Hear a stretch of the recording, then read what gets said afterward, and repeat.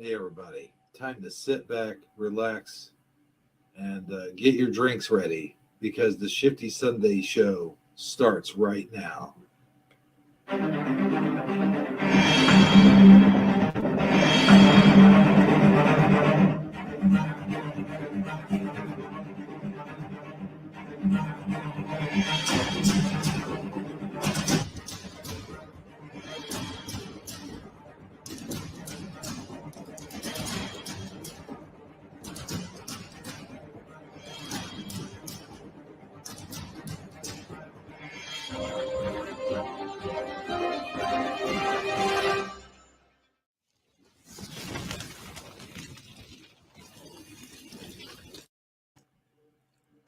So this was recorded on Hebrew 77's show last night, Sunday, and it turned out so good. We're going to do another show. I'm going to do a show on the 11th, this Friday.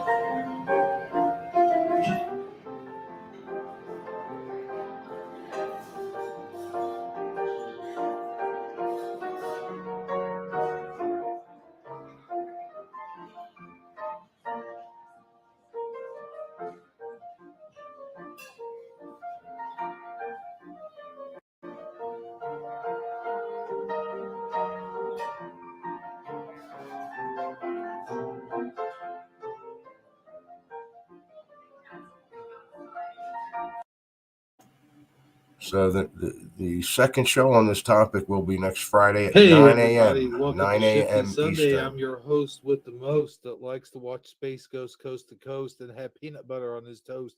Hebrew 77 here, along with good old Sagitericly speaking, and our special guest on the panel tonight, good old Suso. Whew, that was a mouthful. You stop in and say hello, or am I early? Oh, no, No, you're you're good. you're you're right on time. And there at the beginning, that was a clip from Suso's is it the what's the name of the Silver Dollar Saloon? If I'm not mistaken. Anyway, yeah, we got a heck of a show in store for you guys tonight. All kinds of interesting things to talk about. We're gonna do a reality check tonight. We're gonna discuss possibilities. You're gonna have to approach tonight's show with an open mind because we're going to discuss all kinds of interesting things. We're gonna push your reality to the max. That's what we're going to do tonight. Are you with us, Suso? I am, and what started this was where I'm at now. Anyway, I mean, I reached out to a handful of people on this topic, and people are kind of interested. I haven't really heard from the only person I've actually heard back from is Sagittarius, Saggy. So Well, that's why we're doing this now. I know other people are still looking at it, and it's a lot of information, and there's a lot of things that'll turn you off, and that's it's just, and after getting a hold of Saji and just talking with him here and there on the phone and whatnot, I was ready to I'm just ready to pack it in. It's a theory to me. It's a theory like everything else is, and I'm coming to the point where I'm like, well, what's it matter? What I mean, it does, but I always got to the flat Earth thing as well. What's it matter? But if we're being deceived and manipulated and controlled, I think it matters. Now, yeah, and that's as and that's far as the thing. as far as Let what me let we're, me let me cut you off for just a second, Suso. I'll give it right back to you. I promise. I'll But probably forget, but go all right. ahead. Well, I already you'll forgot.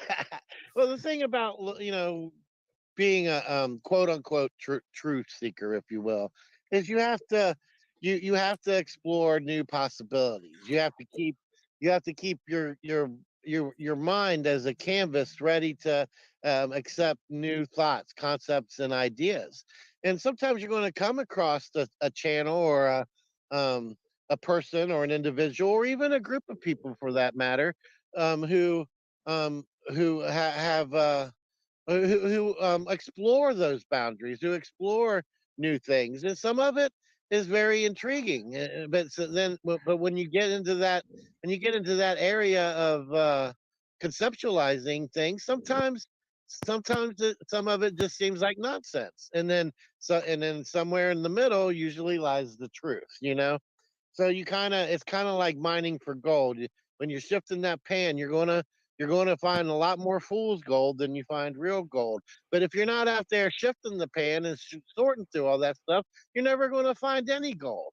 So I mean, you got to get out there and you gotta look through all of that stuff. You got to apply your discernment, and then you got to decide for yourself what your reality is, because there's no way you can impose all of that onto somebody else. But what we're going to do here tonight is we're going to put some stuff in that shifter. We're going to shift it through, and then everybody in the audience can decide for themselves how much that resonates with them or how much it doesn't. We're not here to try to convince anybody of anything, but we are three individuals, and here on Shifty Sunday, I know for a fact we like to explore new ideas and new concepts and ideologies. That don't mean necessarily mean we take them all as the golden fact, but it's if you're not constantly doing that, you're never learning, you're never evolving, and you're never going to find anything intriguing or true about anything in life. Because one thing I can tell you for sure is the mainstream media and the educational process that we go through, the indoctrinations that we go through, those are all lies for sure. So we have to take it upon ourselves to try to find uh, what the real is, if you will. And I think that's exactly what we plan on doing here tonight. What do you say about that, Susa? Your mic is all jacked up again, bud.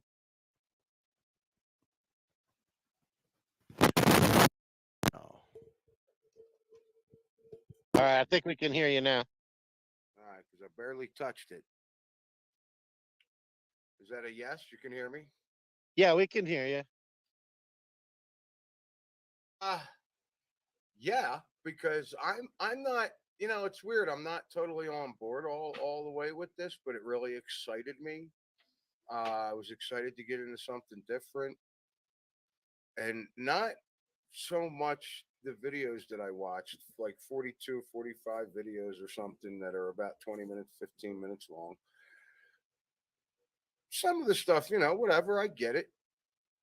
People have different views on things, and this guy seems a little bit more educated in areas that I'm not, just because of his heritage. He understands stuff that I didn't get into. Um, but it wasn't that. It wasn't his videos that really intrigued me. It wasn't. There's a lot of stuff that I'm into, a lot of stuff that I'm not. But at the same time, I'm like, I'm still listening to it, and I'm just like, okay, he's got a point there.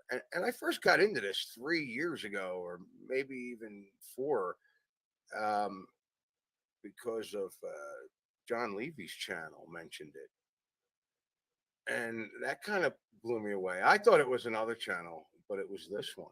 So I went and checked it out then, and the guy puts out a video a month. So, and that's right from the beginning. He's putting out a video a month. So, and I'm like, okay, well, he's doing it like a scientist. He goes through some things, and 5 videos in, he's like, say, guys, 3 videos ago, 2 videos ago, whatever, I was wrong. I'm changing it to this because this is matching up. That's what real scientists do. But it was I mean, he got like 100,000 hits like in his first few videos, but he's averaging 50,000 hits a video, and he just put one out like 4 days ago. He only puts out one a month. Everything he says is not all about the topic that kind of pulled me in. There's so many other things he talks about, but he always brings it back to this topic. I'm just like ready to say that. Um, but it was that he's getting 50,000 hits a video. I look at the comments, and people are excited when he puts out a video. They're looking forward to it. Um, at least the threads I looked at. But nobody else is talking about it. Nobody. And I know why. Because most of the conspiracy people, if you're, if you're kind of like super into conspiracies right now, you're basically on flat Earth or Mandela effects. Or you've already pigeonholed yourself into that. For instance, if you're a flat Earth channel, you can't now start considering other theories. Because Why then not? all of a See, sudden, that's what bothering me. They're not doing it. They ain't Right. even looking at it, and they're looking at it, and it goes against something they believe, and they dismiss it. And I'm like, wait a minute. exactly. Why are you So doing that? You don't do that. You don't do that. You didn't do that with ball Earth. Why are you doing no. it with flat Earth? Well, see, here's the thing, Suso. On one hand, you have a truth seeker. On the other hand, you may have a Mandela affected person, or you may have a person who discovered flat Earth, but they're not necessarily quote unquote truth seekers. They just they found something that they're interested in, and they've latched onto it. Or if you're a flat Earth channel and you build a flat Earth following, you can't decredit yourself and possibly discuss other theories, because then you're gonna lose your flat Earth credentials, so to speak. You see what I'm trying to say here? Yeah. Um, but I thought it was about the truth. I didn't think it was about you being right. Nope. I mean, yeah, if you're a truth seeker, it's about the truth. But if you're a person who's invested the last 5 years in trying to prove flat Earth theory, you can't start talking about other theories. You see what I'm saying? And that, yes, I understand that, but it blows me away because these are some of the people that I thought are the most open-minded people. I mean, they talk No, about but it's actually quite the opposite. I mean, a person who's stuck on flat Earth, that's all they talk about. They don't consider anything new. it. They're not even technically truth seekers. They're just flat earthers. I mean, they claim to be truth seekers, but in reality, they just want everybody to believe what they believe. Yeah, I think that's pretty sad. Which makes me we're going to get into on this. Hopefully, we get into it. And you know what? I forgot already. God damn it! It But was a, I do have some points I want to make along those lines, as to how like on one hand it's socially acceptable to be to question the when the mainstream media does it, people don't blink an eye at it. For example, at the bottom of Hangouts there, Hebrew, I put 3 links that have recently, well, 2 of them recently came to my attention. One's been around now for about 2 or 3 years. I think the first link in that thing, Hebrew, is if all the way at the bottom there says Earth's core. If you want to bring up that article, we're not going to sit here and read the entire article, but I want us to just see what to make you guys understand that all of this stuff isn't set in stone. I mean, what we grew up in high school learning about the Earth's core, the mantle, and the lava and the thing underneath it. Well, now there's an article that came out that says, well, maybe the Earth's core isn't what we thought it was. Maybe it's some type of plasma, and that's what that article discusses. I don't know if you got it up on the screen yet, Hebrew. But and then the other one that I thought I would mention is the T Rex. They came up with an article saying, well, maybe there really wasn't a T Rex after all, and that they ever existed as a dinosaur. Maybe it was a compilation of 2 or 3 different dinosaurs that the scientists accidentally constructed a T Rex out of, when it really shouldn't have ever been a T Rex at all. But if you go down the street right now and you try to tell somebody, there really never was a T-Rex, it was 3 kind of dinosaurs, they're going to look like you got 3 different kind of dinosaur heads, right? But when it comes out in the New York Post, it's pretty cool information. As long as the mainstream media is carrying the water for it. And then back in 2019, we had the moon is apparently well inside the Earth's atmosphere. But what do you mean the moon is well inside the Earth's atmosphere? I mean, if I walked up to Hebrew that's tomorrow so morning at funny. the coffee, I if I just said walked up that's so funny. I'm sorry. yeah, Yeah. If I walked up to Hero tomorrow morning at the coffee shop and I said, "Hey, guess what? The moon is actually in the Earth's atmosphere. You don't even have to wear a spacesuit to get there. Maybe just a flight suit and a F-1 fighter plane." He would look at me like I was an idiot. But these are all new things Absolutely, I that are would. being Yes. so the point of all this is we really don't know. We don't know really. Nobody can unequivocally prove without a shadow of a doubt how deep the Earth goes, what's at the core, what dinosaurs were what, how close the moon really is. All this stuff is still up for grabs. They just want us to believe it is a certain way so that we can all be calm and accept that we've got it all figured out and scientists got it covered and politicians got everything under control and there's no need to worry about. Go to work, pay your taxes, and make sure you have a life insurance policy. Yeah. But the truth of the matter is nobody really even knows. So we're going to explore new possibilities and see if what kind of things we can figure out. And I think there is a lot of truth in the some symbolisms, the mathematics, the symbology that people use, the ancient sciences and arts and the history as we know it. That's not even what we think it is. So if you got an open mind and you're willing to discuss new ideas, you're at the right place tonight, my friends. What do you guys got to say about that? How about you, Hero 77?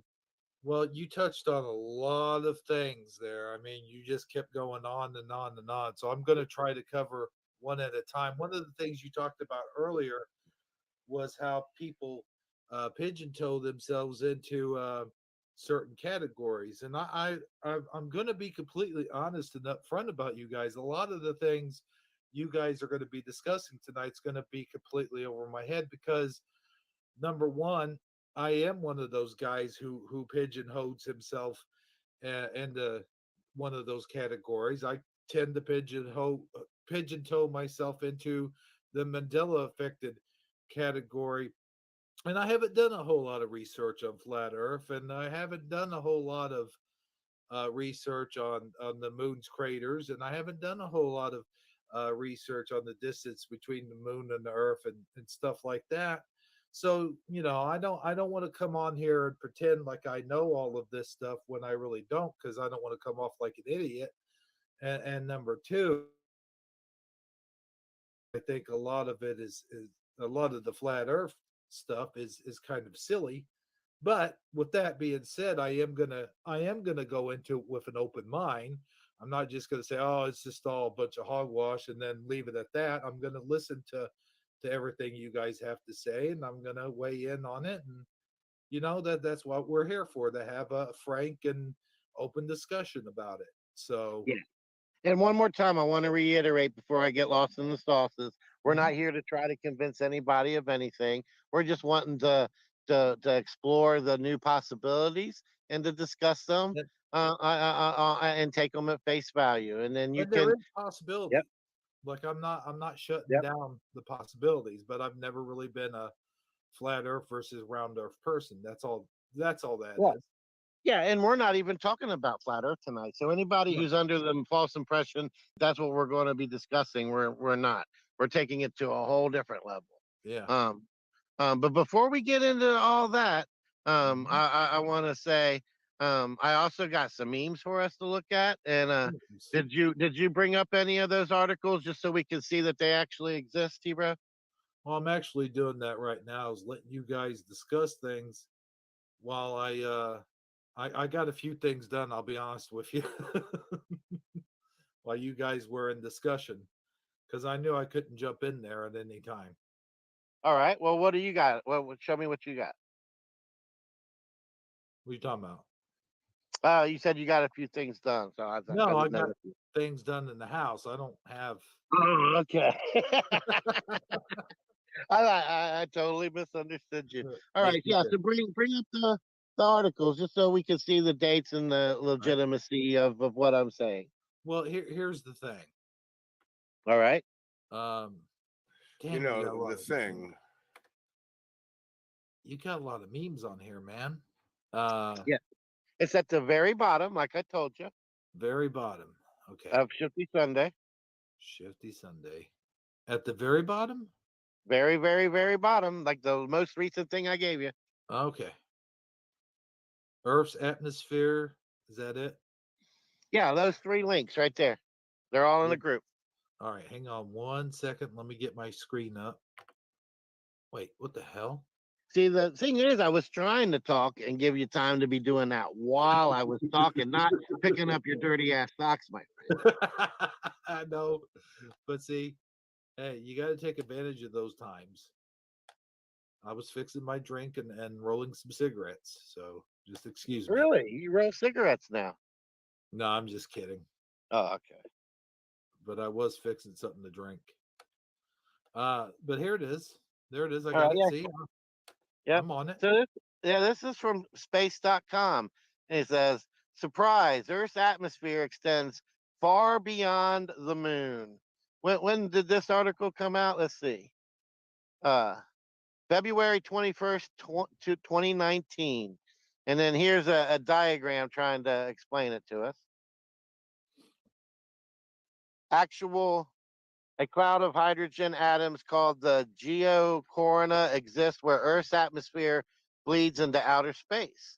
New research suggests that this cloud extends far beyond the orbit of the moon, reaching up to 390,000 miles or kilometers above Earth's surface. Okay, so I mean, just that's, but you know what? Most people don't even know that information even came out. And if you was Right. to try to tell them that, they would think you were crazy. Unless you could prove it, with the New York Post. But go ahead and bring up the next one. I mean, I'm not Oh, trying to get. We got so much more to cover. I don't want to get lost in these examples.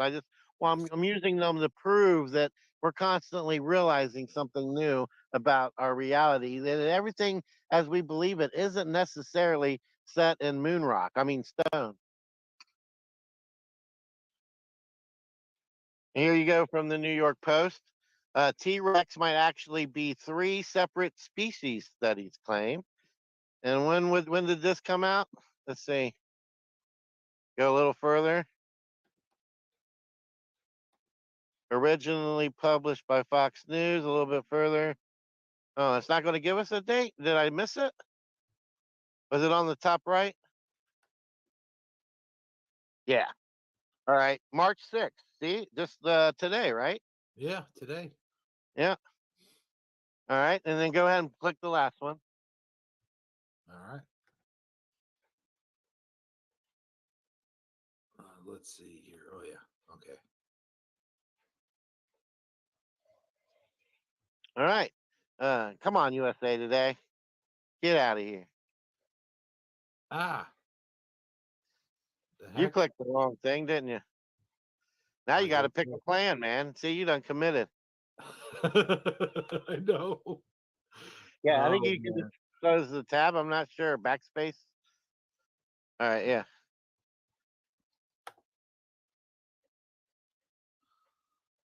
Oh geez. I guess. That would There get we on my nerves. All right, scientists discover the Earth's inner core isn't what the heck? Sorry, man. Isn't solid or liquid. It's super ionic. What do you mean it's super ionic? And this came out what, February the 15th. So I mean, I think you guys get the general idea here. You know, I mean, I don't necessarily want to get into this specific article, maybe on another day. But Yeah. the point of the matter is, we're still figuring stuff out. Everything isn't necessarily the truth just because they tell us it's the truth. That's all I'm trying to say. Are you guys with me? So far. But the whole T-Rex thing, man, that's weird. Yeah, I'm it is. totally with you, 100%. On a number of reasons. I mean, that's just why. Shit, even when you get the answer, is that the answer? Or are you just going to keep looking? It's just the current theory. You got to be open to new possibilities, my friend. So with that being said, I thought we'd get right into it. and we'll Let's get do to that. the memes about halfway through the presentation, just to break up the monotony. Does that sound like a good idea, guys? Sure. All Yeah. right. All right. So we're not going to watch these videos in their entirety, but we're going to watch enough of them to get the gist of what the message is, and then we'll discuss it. I put a link to the channel in chat for those who want to explore it more in depth and watch the videos in their entirety. But right now, what we're going to do is just kind of as brief of an overview as we can do. Excuse me, guys. I got a truck driving by me here. All right. So the first thing I'd like, Get off the street, man. I know, right? All right. So the first link I want to share is vid one, Hero. You have to scroll up about a page and a half, and you see it. Oh, okay. I called it vid one. You called it what? VID1. V is in Oh, Victor. vid one. Like video. Okay, Is vid. this going to explain what we're getting into? Yeah, we're going to watch that first video you sent me, Suso. Oh, okay, cool. We're going to just watch a little bit of it until we get to a point where we feel like we need to stop and talk about it. Cool. All right. So I've got let's see. All right. YouTube. There we go. All right. Vid one. That's it. Hi guys, this is Wim from Belgium. Hold on 1 second. Let me get the share screen going. All right, and you guys, seriously, you gotta keep an open mind here. This is going to be a little bit out of everybody's ordinary bread box. Out of the box. You know, after listening to and the spherical theory, I thought, well, they are both right, but how can we combine them? And then one day I had an idea, a possible solution. I'm not saying it's true or not true, but it's a possible solution. It's a very simple one, but at the same time, very, very scary. Listen up. Okay, we are going to start with the spherical theory. So, it's simple. We take a ball and we call it Earth. We surround this ball with another ball and we call it the plasma belt. Plasma We belt. take the sun and we let it shine on the Earth. The Earth is giving a reflection on the plasma belt. And on the plasma belt, we see our own reflection. The reflection is, surprise, the moon. What do you mean the moon is the reflection of Earth? What do you mean? Where are all the rivers and the forests? Yeah, but let's suggest that Earth is 1,000 times bigger than we are told. Then the moon is a reflection of a gigantic big Earth. So let's move over to the flat Earth. It's simple. We take the flat Earth and we zoom in into the moon. And then we see all those circles, so-called asteroids impacts. Well, let's suggest that one of those asteroid impacts is a flat Earth. That would mean that we are surrounded by other biosystems. So, if this theory is correct, now we understand why Antarctica, the so-called Antarctica, the snow wall, is being militarized. We are afraid of other biosystems attacking us. It's like in the series Game of Thrones, where there's a gigantic ice wall protecting us from invading species. All right, can you pause it right there? Here's another story. Mm-hmm. Before we get too much more involved in it. Okay, so you basically, what you're seeing there, you got a little bitty circle there on the moon, not in that specific crater. That would be Earth as we know it. Okay, Right. our realm, from the North Pole to and the amount of land that we have explored and are well aware of. Okay, from Antarctica to the North Pole to everything in between. Now, what he's trying to say here is that the Earth is actually much bigger than that. So if you're going with this theory, then you're going to have to assume in that we're looking at a reflection of Earth.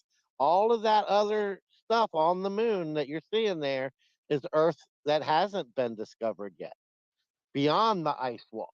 What that's the amount of possibilities that exist beyond where we've explored. Are you guys with me so far? I know you are, Suso, but No, Hebrew, are I you? am. You see what you get the concept of what he's trying to put down? Hebrews getting some work done. Yeah, I know, right? If he's going to do this all night, it's going to be a long night. So I No, hope I he's staying with us. mean, I'm just trying to think here. Trying to So wrap his head around it, because you know what? Flat earthers are not going to like this, because this guy still says the moon's a ball. yeah, So flat earthers do not like that. But if it's inside a crater and it looks flat, why would they give up? Why would flat earthers give up? Why wouldn't they look into this to see, well, maybe there's something to this? Yeah, and I'm not saying it's gospel. I'm just saying it's worth consideration. It's an idea, it's a concept, an Right, ideology that right. that that could at least be explored, considered. Yeah, you think? I don't know. It Yeah, excited me. Listen, it really excited me to the point where I actually watched 40 some videos of this guy yep. And over not a period of. everything he says, and not everything on his channel is this specific topic. He delves into other things as well, but this is this is definitely interesting. You got anything you want to add to this before we go any further, Hebrew? I'm just trying to think. Okay, so with the risk of coming off like a moron here, so ba- like Earth is not Earth, but it's actually a reflection of Earth. Like we actually are on the moon in this little crater. Yes, and No, yeah, he's calling it the great. He's calling it bigger Earth. He calls the Okay. moon bigger Earth. Okay. yeah. The moon is a reflection of the bigger Earth. Oh, Yeah. so okay. I So guess we're what seeing I'm a trying to reflection of what else is out there, even though we've never actually physically been there. I guess what I'm trying to wrap my head around also is how is it possible that when we're looking up, like if we're looking up from the Earth and we see the moon in the sky, what are we actually looking at then? A reflection of the bigger Earth. Okay. Off of the plasma belt. Okay. That's what I was trying to get. See, I wasn't getting what But he was. I have questions about that too, and I mean I'm sure they'll pop up. Because I'm like, wait a minute. But he kind of he goes on later in videos to explain, to answer my questions, Hmm. but I just don't understand his answers. I Yeah, mean, it's deep. and sometimes he corrects himself and says, okay, maybe I got this one wrong, but how Right. about this? He's a real So scientist. yeah, he Not, doesn't just yeah he doesn't just stick to the first thing he thought of. He's willing to expand or amend it as he goes along. Which I mean, even people who draw maps are constantly amending them. They got that patch of trees wrong or whatever. You get the idea. Sure. All right. Well, let's go ahead. Okay. About aliens coming from other star systems. Well, maybe they won't be coming from other star systems. They might be coming from planet Earth. Maybe on one system you have the humanoid species being dominant. Maybe on the other biosystem you have the reptoid or the insectoids being the dominant species. And when you hear the story of Jules Verne, when people are going to the middle of. So let me ask you this. So actually, and this is me being stupid again about flat Earth, but Yeah, don't feel like you're being stupid, man. I want you to ask every question you come up with. so when we send a rocket, let's say we send the rocket to the moon. All All right. right. So if you send a rocket to the moon, what we're actually doing is sending it from here to here. We're not sending it straight up. We're sending it from any direction, almost like. No, I mean, honestly, I mean, I guess it really all just depends on how you're perceiving it. My answer, so you can answer after me, but my answer would be we can't send a rocket to the moon. No, we've never sent a rocket to the moon, and we're never going to send a rocket to the moon because the moon isn't something you can physically go land on. It's a reflector piece that allows us to Okay, that allows us to see the greater Earth around us, even though we can't physically get there. the moon's a reflector piece. Yes. Okay, now I'm starting to. All right, go on. Suso, do you have anything you want to add on to that or correct Oh me? yes, I do believe he speaks about rockets later. He talks about shuttles. He actually talks about. Can you see? I believe it's. Do you see the small? I guess you can't really see it here because I don't think he's. I don't think he actually. When he did this video, he did not find our crater yet. Okay. That's just he's still looking, and I think Well, that many of the craters are probably similar. And I'm kind of on like, I don't know if he actually found our crater or not. He might have found something but some of the stuff lines up great, and some of it's off just a bit. But with the rocket thing, he suggests that they actually come up and out, and they are leaving. Like say a shuttlecraft leaves, mhm. they actually go to another crater south of the crater that they're in. There's actually a landing pad, and they switch the lettering and the number and bring back the last shuttle. This other shuttle is cruising around from crater to crater, See, and that's then what I was. I was and then having when in my they head. let go of the next, and they're not bringing back the same shuttle. It has the same name. It's just a theory that he has, but he Right. has a very interesting theory of why. And I'm like, okay, but he always a dome, and that's in a different thing because he Mhm. talks about Ra and the Egyptians and so on. Because that's what I was getting at. If there's a dome, then a rocket could not shoot straight up in the first place. Yeah, but I think he And this, suggests they go in a certain direction, and they're not leaving the bigger Earth. They can't mhm, get out of the bigger Earth. So we don't. Even if we figured this out, even if this was true, we'd still want to know what's beyond the bigger Earth. mhm, And apparently, that's where they can't get out of. okay. I'm guessing because a lot of this is Yeah, and a lot of it's this, I very mean, it's entertaining. yeah, yeah. It's hard to say for sure, but let's keep it going. I think we're almost done with this one. Earth and they discover a totally new world. Maybe there are tunnels here on Earth where you can reach other biosystems. And Ah, instead of going to the center of Earth, you are going to another biosystem. So, why would they not be telling us this all? Well, maybe the elites are thinking, well, our I'm population, screaming, stop it there for a minute. But I'm on mute. they know that we're not. All right, what did he say? The North Pole? hmm Okay, yeah. This is the only video he mentions that. He does not bring that up again, as far as I recall, because I was very interested in that. He talks about the way out of flat Earth. He says the way out of flat Earth is, the South Pole, and you're actually going to end up out on the crater. And I'm thinking, well, it's about, I think I estimated 250,000 miles to the next crater, which is quite a long way. I don't know if you know that or not, but I'm like, it might as well be outer space, right? But everybody can, I can still feel infinite outer space, and I know it's not that. I know that's not what it is, but I can still feel that. Now, infinite land, infinite land. This might as well be infinite land if it's a ball. And he does say it's moving and spinning in a certain angle. He talks about that. It's like that's why I'm like flat earthers are just going to absolutely not ever listen to this guy again. But he still has a shit ton of people watching him, but he's still the only one. There's some other guy that started. I think it's a friend of his that started piecing stuff together. I don't even know that channel. It's all history stuff.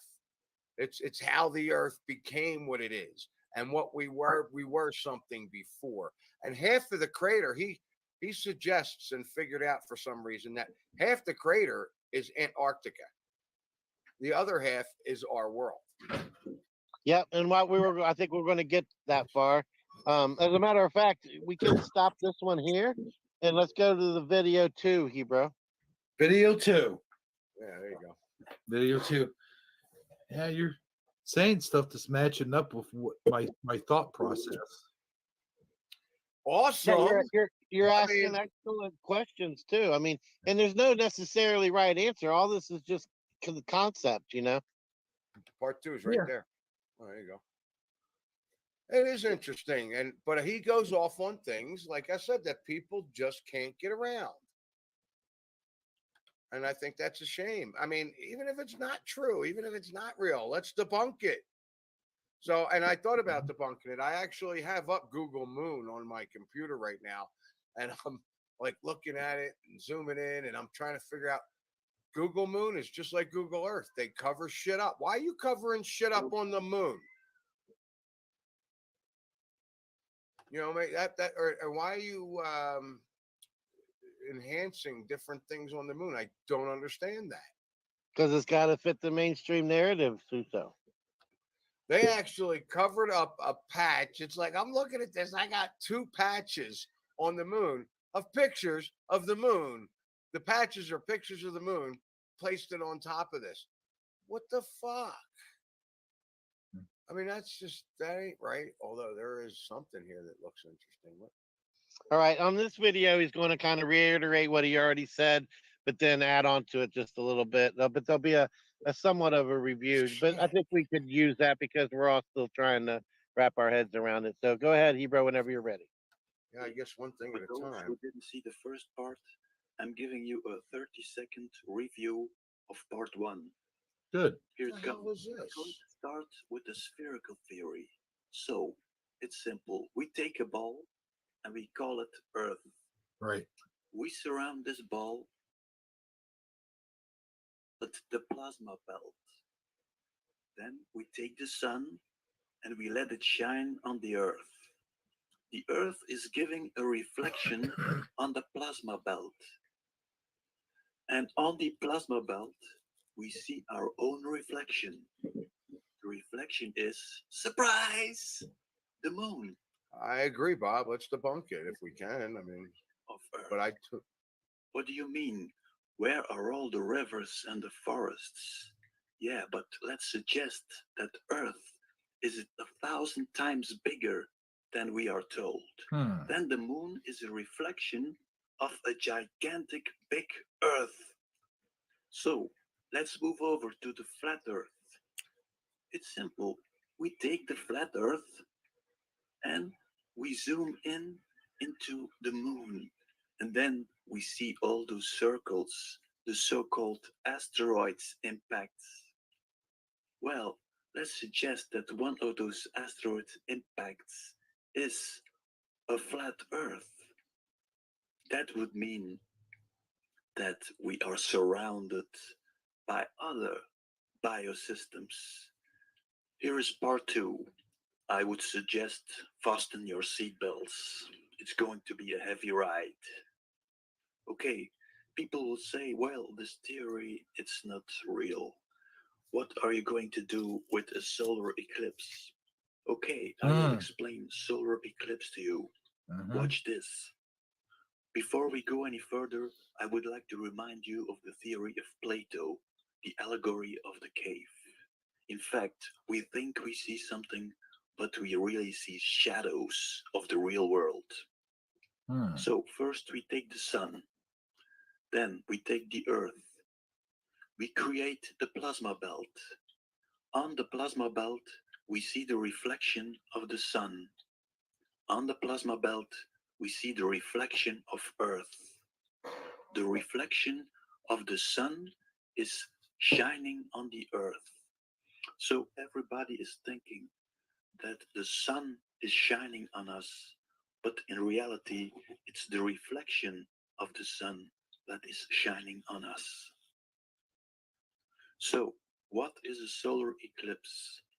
A solar eclipse is the reflection of the Earth, the so called moon, is blocking the reflection of the sun. If Obama would be standing before the mirror and his mirror image would block the sun behind him, and he thought that the guy in the mirror was someone else, he would say, "Hey, this guy is taking away my light. Please." Pause it right there for a second. Mm-hmm. But I'm going to have to debunk this right here, right now. There's And no I way. want to before you do that, Yeah. I want to say I'm not actually. I mean, I'd like to say, yeah, if we could debunk it, that's fine. I'm not out to crush this guy. I think this is amazing. I love the theories. Yes, I I, do I, too. I, But I, wait. So give me a second. okay. There's no way Obama would look in the mirror and think somebody else was in the reflection with the big ears like that was somebody else. I mean, Yeah, I guess that's debunked. yeah. But I digress. Go ahead. Hmm. I guess Go just go go ahead. ahead. That was it. I just had to squeeze that joke in there. Okay, go ahead and play it. Yeah. Oh, okay. It's hard enough to understand, and you're going to put jokes in the middle. Right? But in reality, it would be himself, his mirror image, that is blocking the light. Now, I will take you one step further. It's even more crazy. Listen to this. Okay, but now we have one giant problem.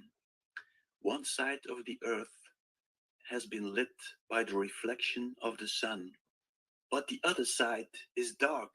How is that possible if the sun is shining there? And then I remembered from our good friends, the Nazis, they had a cult of the Schwarze Sonne, the black sun. Hmm. So I thought maybe our sun is black. That was a gigantic idea, and I will explain it to you. Well, the old theory is you have darkness and the light is shining in the darkness. Was wrong. Let's suggest that there is black light and white light. And white light would be the inversion, the reflection of black light.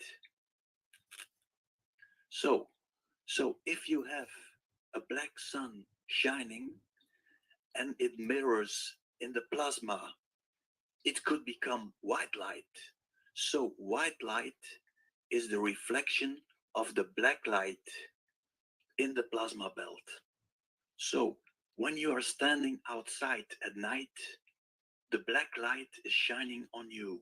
I know it sounds crazy, but let's assume that water is reflecting black light and is turning it into white Hmm. light. Plasma is a form of water. So, if the black light is shining at night on the earth, the black light will be reflected by the water on the earth and it will become white light. That white light will reflect on the plasma belt. So, if you look in the sky and you see all those white dots, that could be all water worlds on a gigantic globe. Yeah, you see, he said could be. It's just theories.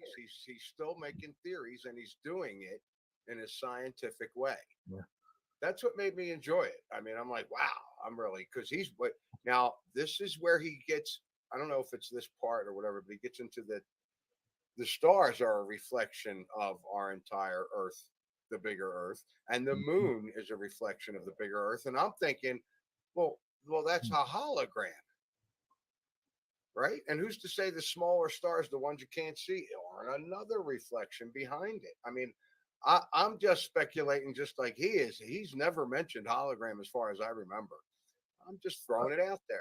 I'm just glad he brought water into the whole equation. I was wondering about when he was going to Oh, bring he's water into it. big into the water, big into Atlantis.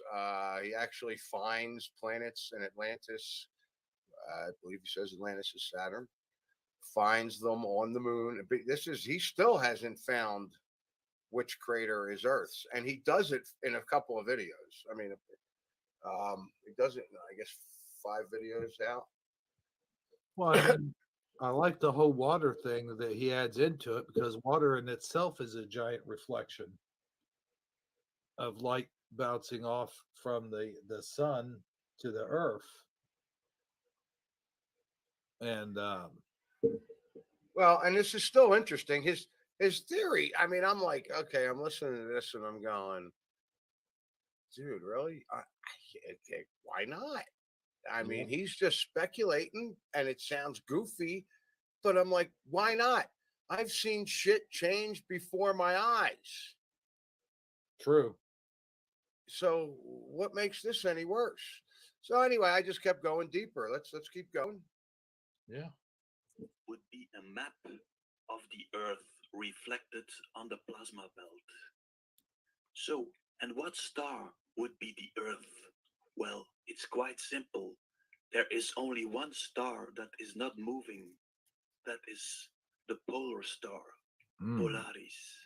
So, when you see a time lapse of the stars turning, that means that the Earth is turning, and at the center stands Polaris. So, So he just lost all the flat earthers by saying the Yeah, Earth is. and go ahead and pause it right there.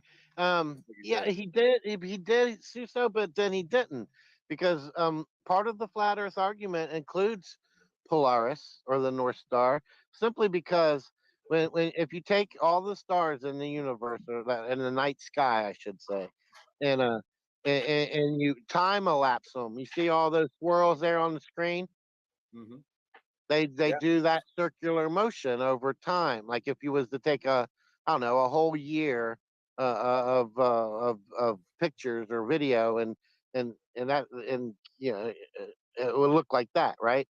Except for the very center of that circle, that star that you see, Polaris, the North Star, and that kind of goes against, in my opinion, that goes against the fact that that star remains affixed perfectly in the same exact spot in the night sky, day in and day out, through centuries recording the stars. That makes it hard for me to believe, me personally, for me to believe, and flat earthers sometimes use this argument, but not always. There's no way we're a spinning ball in space circling around the sun, which is circling around the Milky Way galaxy, which is part of a bigger galaxy It traveling sounds so through space. stupid. It sounds so Yeah, goofy now. yeah, Uh, and then but one star stays perfectly affixed and never moves. yeah. And then all the other ones do a complete circle constantly. If we were spinning, that would be way more erratic. There would be I'm zigs and zags and turns, and there would be impossible for one gonna star to, say to stay affixed in one place. And because in I about digress. Go ahead. thank you. In about 2 videos from now, 3 videos from now, he says, I said Polaris was the Earth because I think he's about to come up and say that. And then he says, I was wrong about that. And then that's where he finds the crater on the moon and says, this is our crater. And I already went into that where he could be close. That could be it. I don't know. But as far as Polaris, if a Polaris is a reflection of the stars and he found a crater on the moon, why couldn't Polaris still be Earth and this crater he found? Because I think he might be off on that. I think these craters are probably going to be a lot really similar. After what I've looked at. And ladies and At the, gentlemen, I just want to say real quick, Armor Up, go ahead. join chat. Armor Up, join chat. I was hoping he'd join the conversation. Actually, he's got time. Yeah, I hope he does as well. And I mean, I do think that there is something between Polaris and Earth that is sanctified, that we're somehow symbiotic, somehow linked. I mean, even if you go into the Bible stories, they followed the North Star, right? To find Bethlehem or something like that. I don't want to misquote the Bible, but I know that the North Star is mentioned predominantly. So I do think that in a physical sense, a spiritual sense, Polaris and Earth have some type of relationship. I do believe that. He goes big into Jerusalem later on. I'd say probably, if I had to guess, I'd say about a year and a half, 2 years into his research, he starts talking about Jerusalem as being the center of the earth, our Yes, and our, our earth. I don't know if we're going to discuss that particular one, but we are going to watch a video that I think um, talks about that here in a minute. Oh, cool. All right, well, let's continue. Well, I just wanted to say, Or Hebrew, did you have anything to say? no, I just wanted to say that if Armor does pop in, I'm not going to be able to know if he's there because I'm watching this. So, Armor, if you're going to be backstage, let us know in the private chat so they can tell me, and I'll let you go ahead and let you in. That's all. Yep, for sure. All right, go ahead whenever you're ready, Yeah, sir. hit play. That's all. Hit play. Okay. For a photo of Polaris, and I discovered one, the best possible resolution.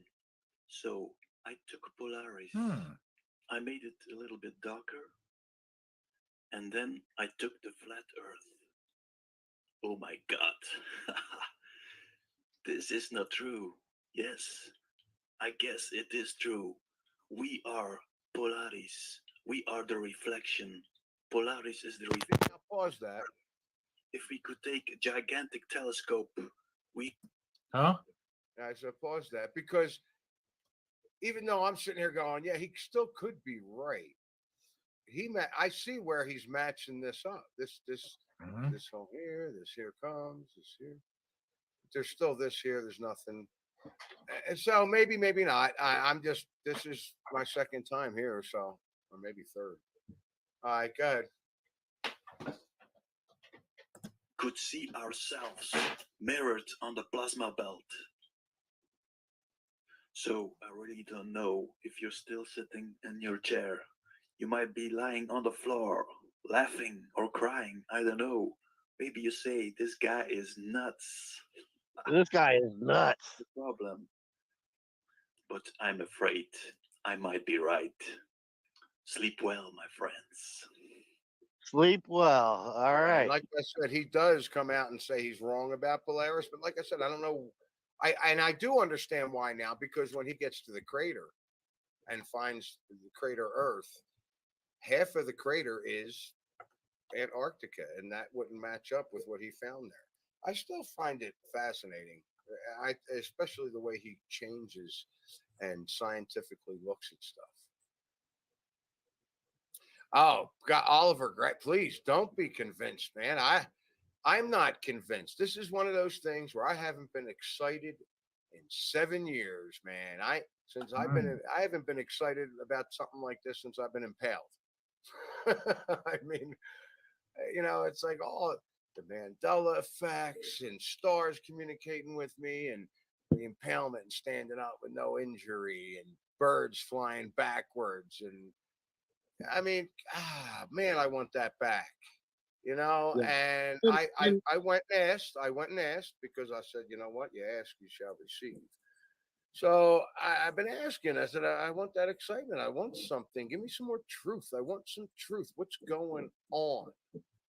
And this just fell in my lap. And I'm like, wait a minute. I remember watching this 3 years ago. But I guess I got away from it because the guy only put out a video a month and I just kind of forgot about it.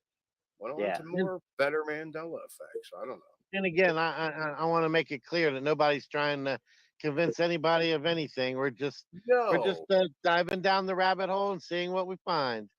no. Maybe, somebody here will be able to convince me that this is real because I'm just excited about it. I've actually got shots of Google Moon up.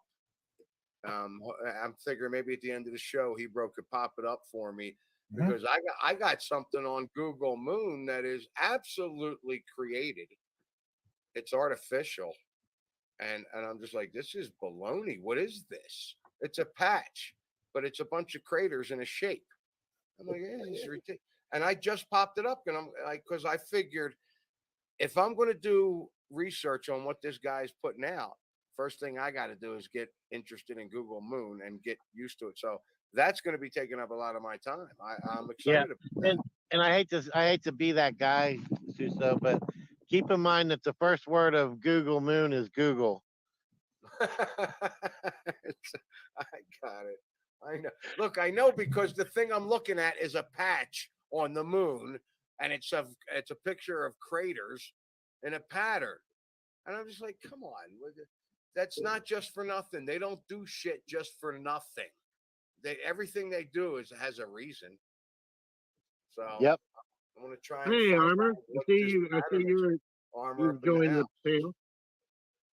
Hello, Armor. Ron, Hey, good what's to up, see you. guys? Howdy, Suso. Howdy, Saji. Hey, brother. Hello.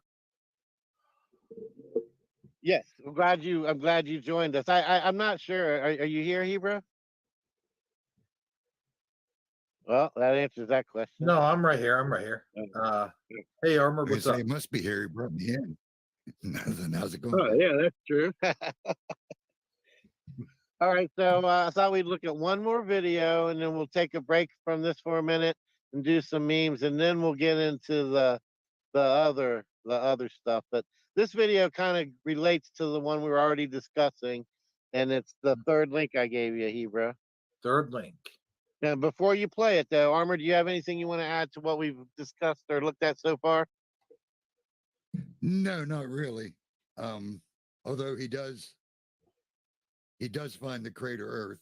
I think Suso did mention that, and he does talk about the North Pole in later video. I've watched this guy for quite a few years.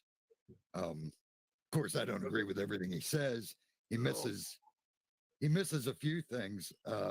He gets I don't know how much we're going to get into tonight if you're just going to look at the crater Earth stuff, but he gets into a lot about sort of a religious takeover. He does, yes. But he uses Jesus. He don't quite understand what Jesus did. He lumps him in with the Jews and the Catholics, and all the Jews and the Catholics did is use Jesus. Right, and this was one of They the didn't reasons. teach the message he was teaching. I disagree with that, with what he teaches, Listen, but I Armor. agree with what he says about religion, believe me, to a big extent, as anyone who's watched my video that caused all the hassle would understand. But he misses the whole Jesus thing. But go ahead, Zeus. No, I'm sorry. I don't mean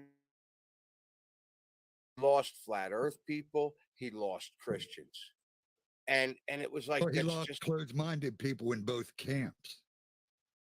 You know what I mean? If you're he a true didn't truth seeker and you're a true Jesus follower and believe you're filled with the Holy Spirit, why would you be scared to look at anything? First of all, the Spirit's going to help you discern the truth from the bad. So why would you leave someone because you gather?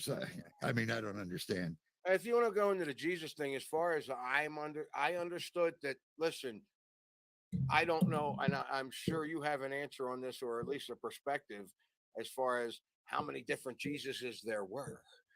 And I don't know how else to put it because I don't mean to put it that way. I mean, I think there was a Jesus, and I think there was somebody that kind of infiltrated that, or they made up a story about a different guy and they just called him Jesus or Yeshua or whatever. That's obvious.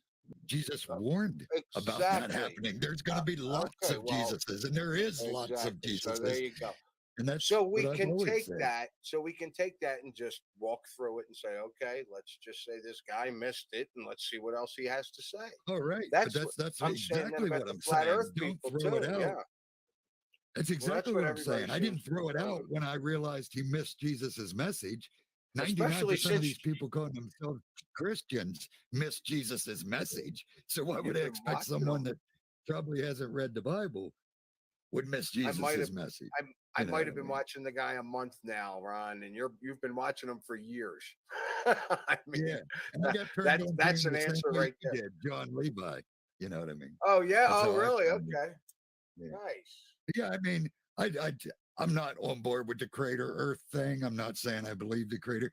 Yeah, but I'm saying it makes a lot of sense. I mean, let's think of it in the mainstream way, the way most people think. If let's say you believe the aliens came and stopped a nuclear war at one time, because that's a theory that was out there, you know what I mean? And the aliens don't want us to blow ourselves up because it'll affect them. Now, these aliens supposedly live billions, zillions, quadrillion light years away or whatever. So why would us blowing ourselves up in a little pinpoint spot of the galaxy, why would they care? However, if we're all on one big giant Earth, as this guy claims, and we're going to blow up a little hole in the middle of the giant Earth by nuking ourselves, They they ain't gonna would like care. that. Yeah. Also, everyone, the flat Earth people who says space is fake, they all want to bring up the fact that rockets take off and then go horizontal. This guy explains why rockets take off and then And go go horizontal. horizontal. Right. So, you know, I mean, there is points of his theory that make sense. I'm just saying, you know, I'm just saddened by our chat room. To be honest, I thought we had made way more. I'm not saying buy into everything everybody says, but like Sadie says, at least watch with open minds. There's lots of truth to be gleaned from what he's saying. And I ain't saying the truth has to lie with a reflection. I'm just saying there's truth in everything. Father puts truth in everything. Quit being so scared to look at things and then claim to be led by the Holy Spirit when you're scared to look at something. There ain't no fear in the Holy Spirit. You'll look at anything, you'll discern the truth. Boom. Somebody put an exclamation point on that. Damn.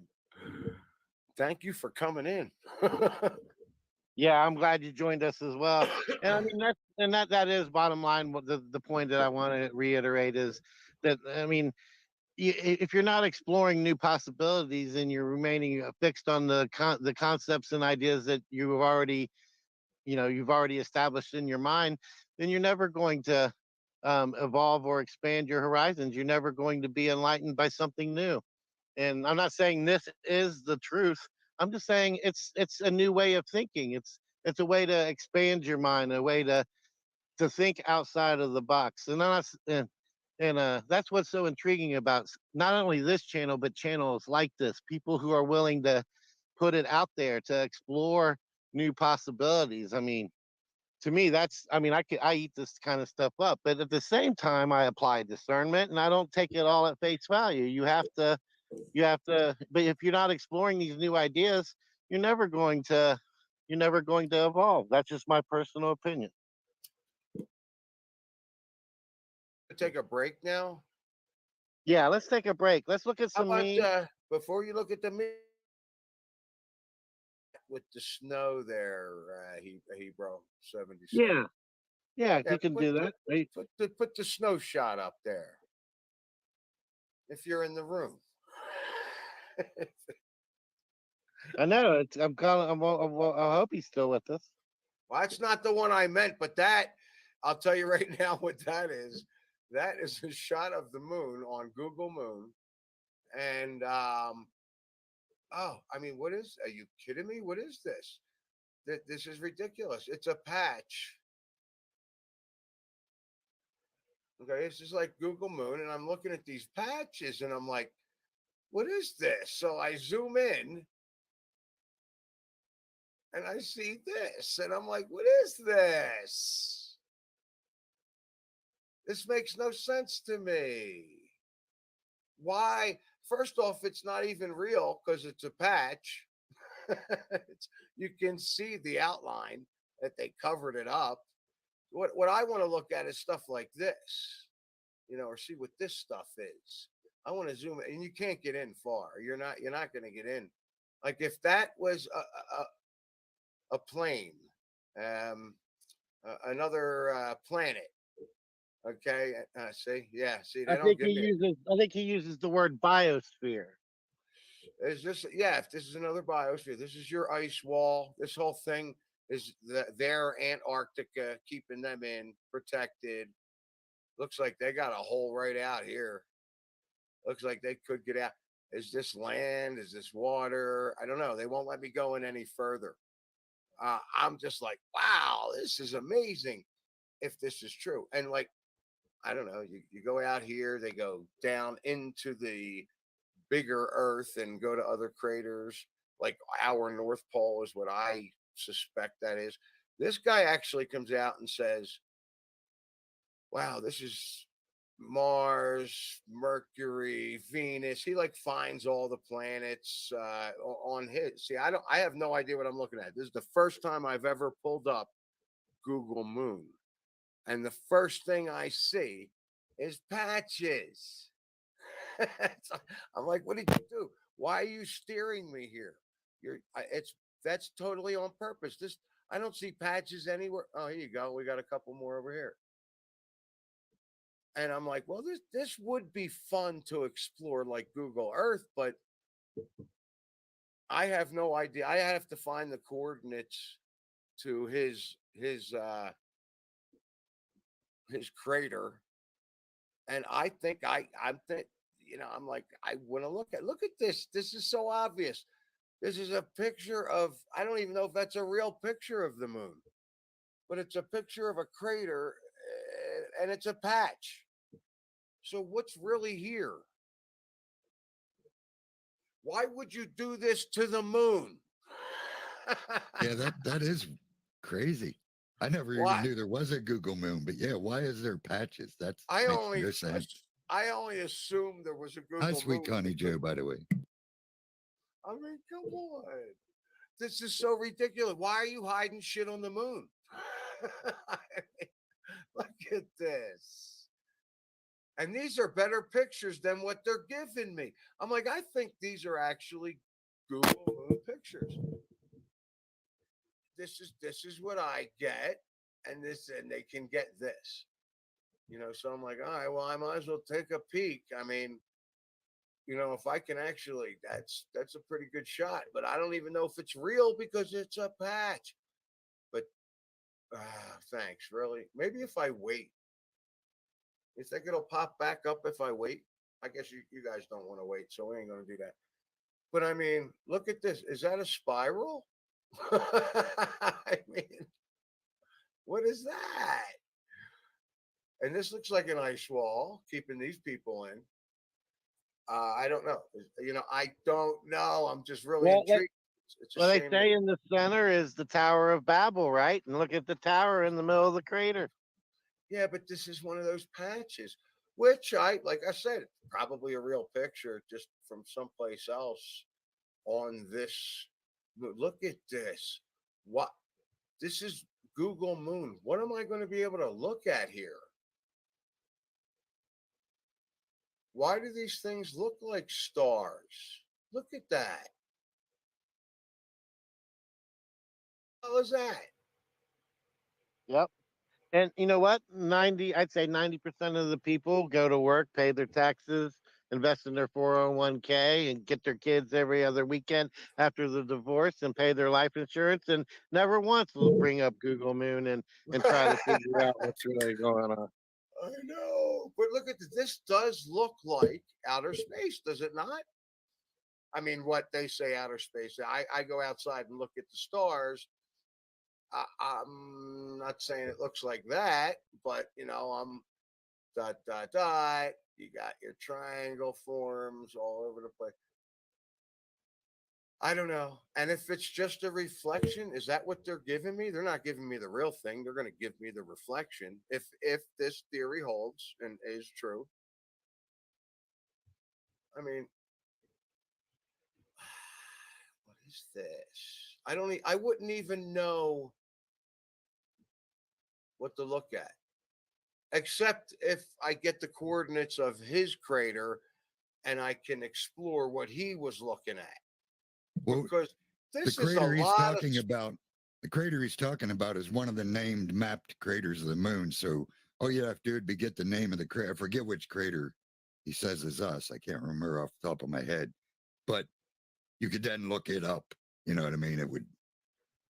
because a lot Yeah, of and the actually, craters are the next, named. It's one of the named craters.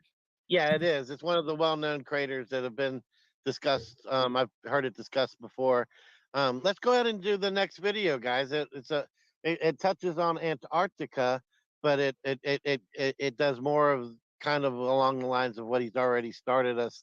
The path Oh, he's I, already I started thought us we down. were. I thought we were going to take a break of some sort. Well, let's do the Antarctica one first, because then we'll be done with this portion of information. Okay, I And like we'll it. move on to a different level. no problem. That's what I'm here for. We're gonna do the snow thing first before he does his memes.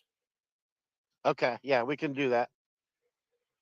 But yeah, bring up the Antarctica. It's let's see. Let me make sure I tell you right. Yeah, it says Antarctica on it, and it's the third video.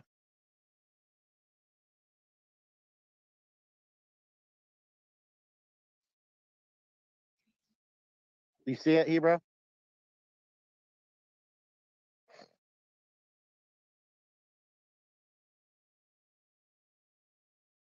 And I have to admit, this one I kind of cherry picked myself because I saw it on the list, and I've always been personally intrigued by Antarctica. So this is my selfish pleasure here. So I hope you guys don't mind.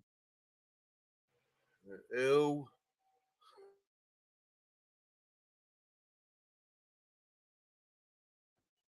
I just gotta say on Suso real quick. I like that video, but I gotta be completely honest and open with you here. Please do. I'm getting so sick and tired of seeing snow. Ah, oh, I really? know you're used to it, but oh man, Used to it. No, we're not getting enough. We need more. We just had a blizzard today, actually. wow, It was a good. It was blizzard like. I mean, the bar was packed because of it. There was horses racing up and down the streets for what do they call it? Ski joring. It was a big weekend, very busy. I'm absolutely exhausted. But right in the middle of the races, just snow came in like crazy. And it's funny because they brought in all the snow to pack the streets to let these horses run up and down the streets. really?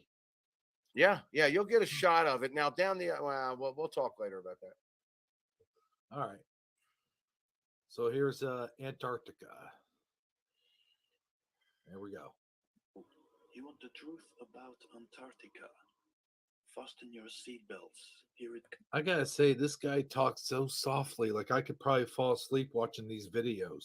Honestly, just the tone of his voice, you know. And I love old maps like this, and as you can see on this particular old map, look how large the continent of Antarctica and the Oh yeah. North Pole is, compared to a current globe model that we have. I Mhm. mean, how much land there actually is So he bro, you on it compared to, what they would have us think it the size of those continents are today. so he bro, you like this guy's voice? You ought to listen to John Levy. He's a riot. He'll put you to sleep. I mean, not the information keep the guy at all. I love him. I'm just saying, like, just the quietness and the well, you know.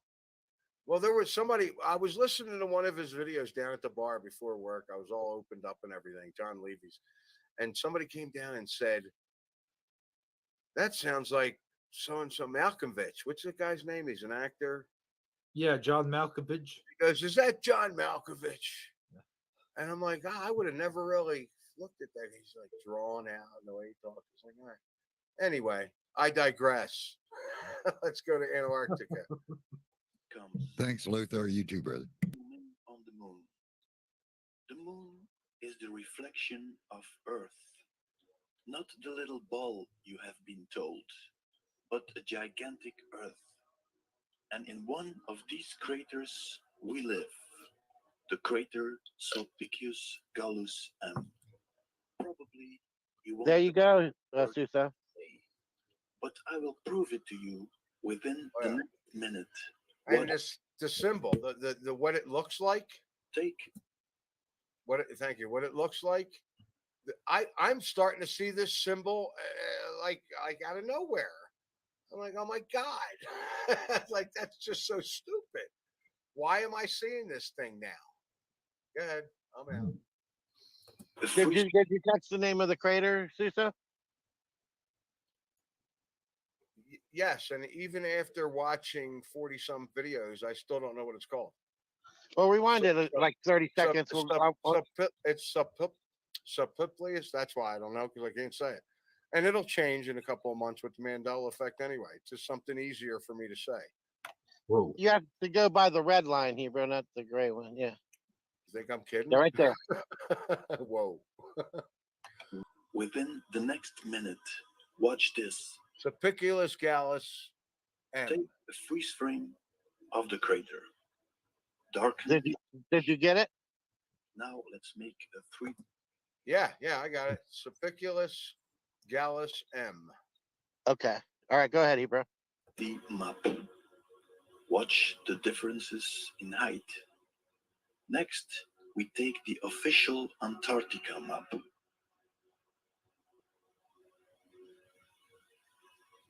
Flip horizontally, rotate a bit, skew it a bit, put it on top of the 3D map. Well, for me, that's a match. But for you unbelievers, let's watch it in detail.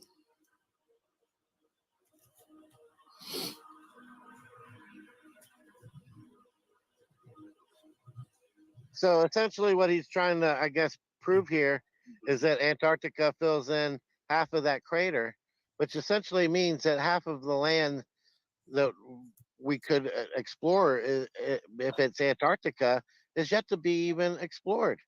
And Because I need to address Keith's dad. Yeah, I was going to address that also. Go ahead, Susan. My version of that, and I want to hear Armor's too. Is look, you're looking at a reflection, and he's looking at the official Antarctica map. They're not giving you what it really is, in my opinion. And I think the reflection is probably a better idea on that. Armor. Well, actually, you have to skew it because it's on a slope.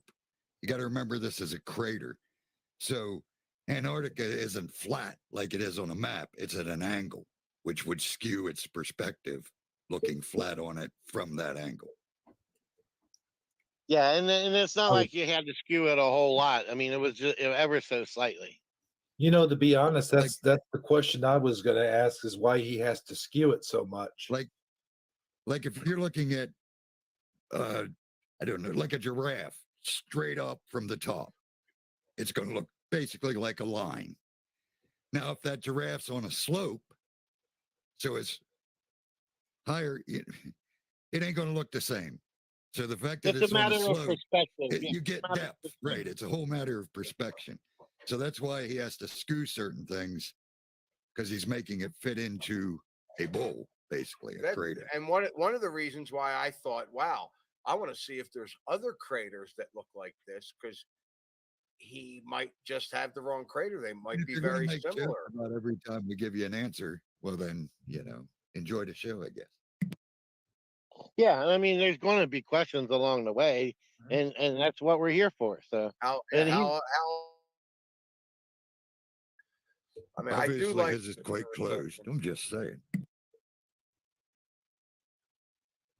Yep. He's going to be drawn here for a minute, Hero. So you can let him play. All right. But what are the chances that I take a random crater of the moon, make a 3D map of it that matches the map of Antarctica perfectly? The chances are zero, except when you know what you're doing. If you want to know how I got there, I explained it in my previous videos. we are ahead on the videos. This isn't like this. And keep in mind, he's matching up with the unskewed image on the right. He's not using a skewed image at this time. So he's matching it up with an unskewed image. To be honest, this insight was a complete surprise for me too, because I thought there was no Antarctica. So both theories are true. You have the ice wall of the flat Earth, within the middle the North Pole, and you have the continent Antarctica. Only it is much bigger and it is not surrounded by water. There is probably no South Pole, as we are not on a little ball. Now I will look for the passage to get out of the crater. Someone who saw my video gave a reply saying that No, the one he was circling wasn't skewed. It was the original. The one far on the right was skewed, but the one he was circling was the original quote unquote true map of Antarctica. Stargate was this. You can see the resemblance with Sulpicius Gallus M.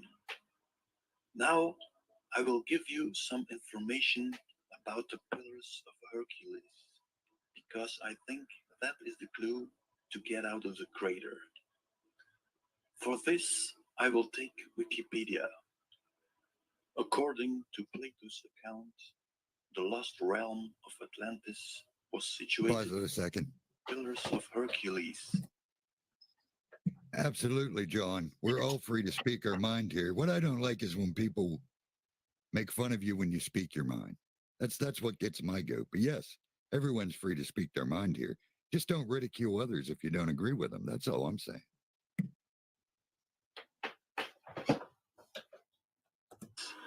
In effect, placing it in the realm of the unknown. Renaissance tradition says the pillars bore the warning nec plus ultra, also non plus ultra, nothing further beyond, serving as a warning to sailors and navigators to go no further. So when the psychopaths tell you to go no further, you can be damn sure there is something beyond. So where are the Pillars of Hercules? So they tell us the Pillars of Hercules are situated in Spain and Morocco. Let's investigate that. Well, they seem to have the right angle in Morocco. In Spain, some people know it too.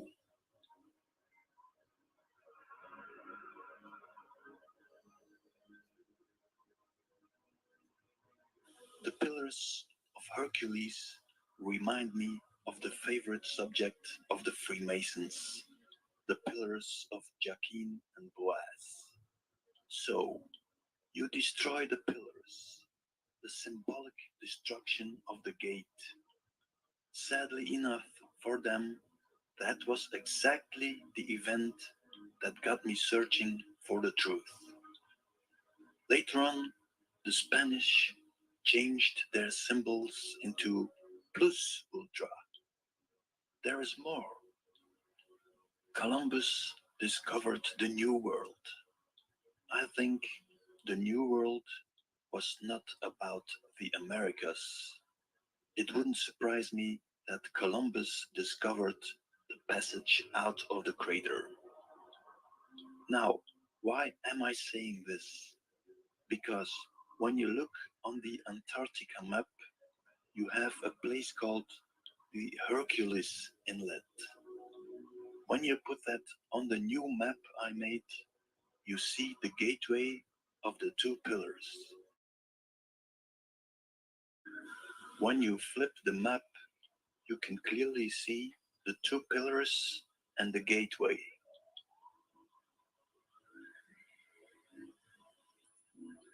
Another way to get out would simply be walking all the way out of Antarctica into the New World.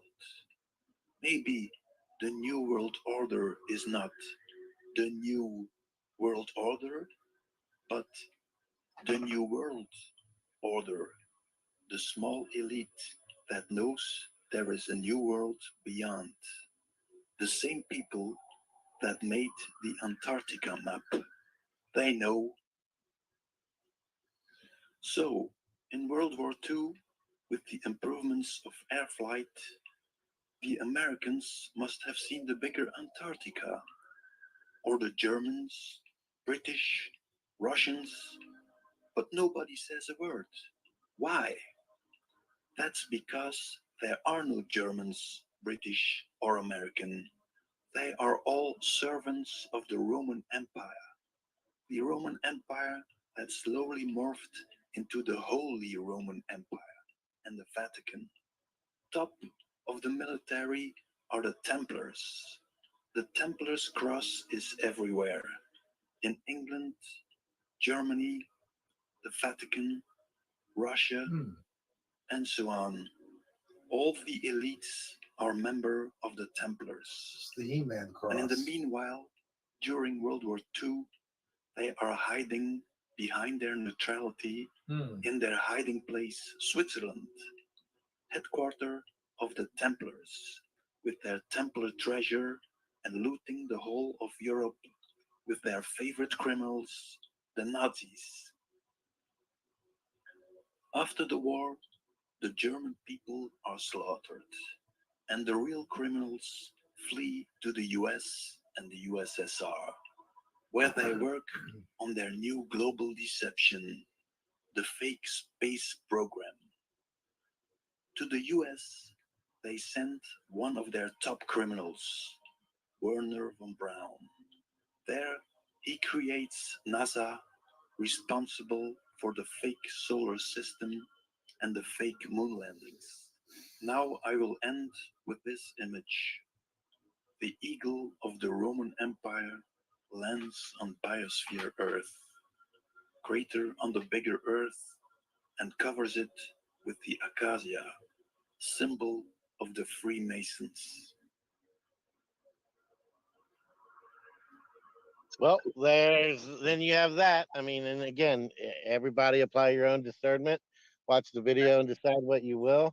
But I found that argument to be somewhat compelling. Of the real Earth. You also see the number 11, the two pillars. They are manipulating our subconscious. There is a word for this whole story.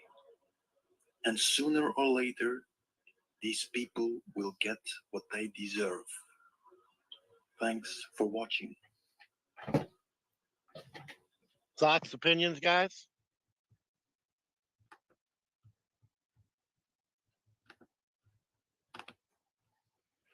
Am I on? Is this thing on? Yep, you're on.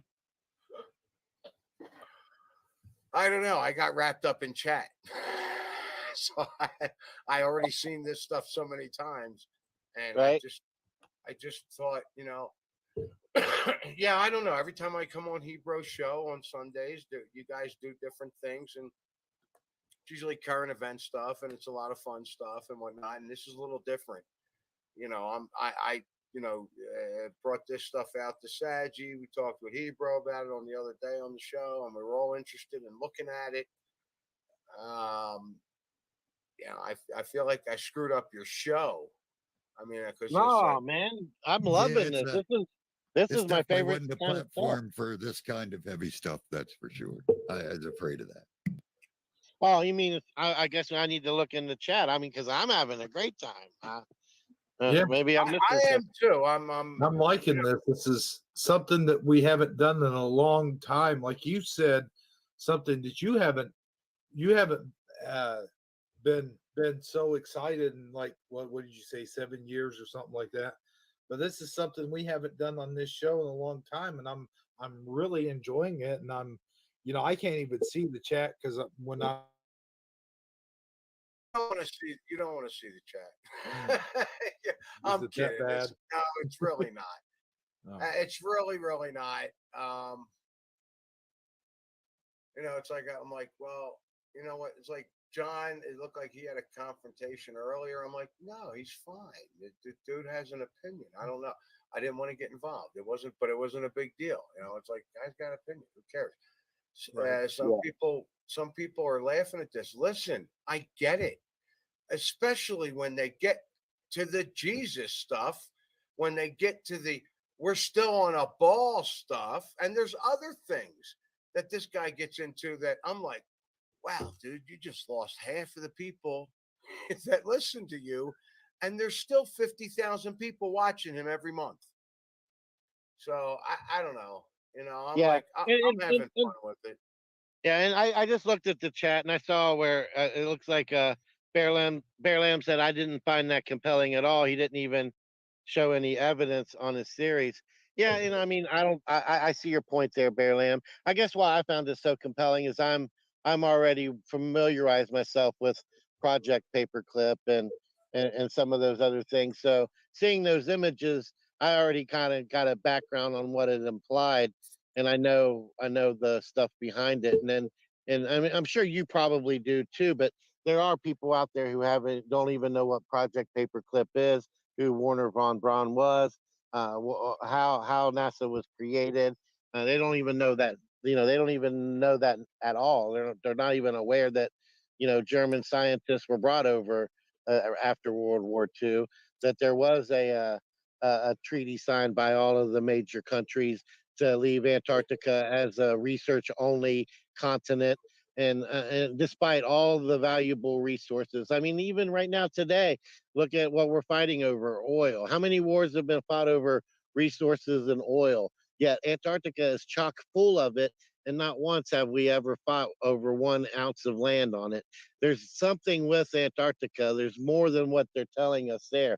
What the answer actually is, I have no idea, but I am intrigued by the concept of why, and I want to know why. And you Right? know, I There is hope, something. There is yeah, something else going on. yeah, for sure. You know, I mean, and And how big is it? Does it answer a lot of our questions? Why do we have all this amnesia? First off, that's my It was Disney related, the Disney one. I Do you want to saw watch that. that one, thing. Yeah, so? you're gonna have to do. Is that the one? Yeah. Okay. Yeah, you're gonna have the to. Disney And one that's still ties in with the crater thing, but it is a good one. yeah. And If I Yeah. it's think you well, the have. one Disney one actually, okay. Yeah, I ain't sure which Disney one you got. Never mind. Well, There are a couple, look at Shifty Sunday Armor. You can see what's there. but I'll It's tell all you. right. I'll see it when you play it. And then I got two more after that one, and that's it. All right. Well, here we go. Let's see here. This is the Disney one. Let's see. Because I think I think there's some validity here, but I think if chat's good, if some people in chat want to have a good time, they're going to be going crazy over No, this one. I think the Disney one is intriguing. However, I do think it's the least convincing of all of them as well. Right, exactly. That's what I'm saying. But I Yeah, do yeah, like it. definitely. I do Until like you watch, it. because he goes over it many times. I mean, Yeah, you really got to almost you watch really all got of to his watch it videos. more than one 10-minute video. Because, yeah, I mean, it's this stuff's, I admit, it took me a long time to even begin to understand what he was saying before I could start to think about it. You know what I mean? Yeah, it took yeah. I'll be going a month now, so this should be good. I hope it's the. I think this is the good one. Yeah, I'm guessing. I don't know. We'll see. Present you the holy grail of the flat earth movement. And no, it's not the United Nations map. One of the viewers of my videos was intrigued by the plus ultra explanation in my previous video.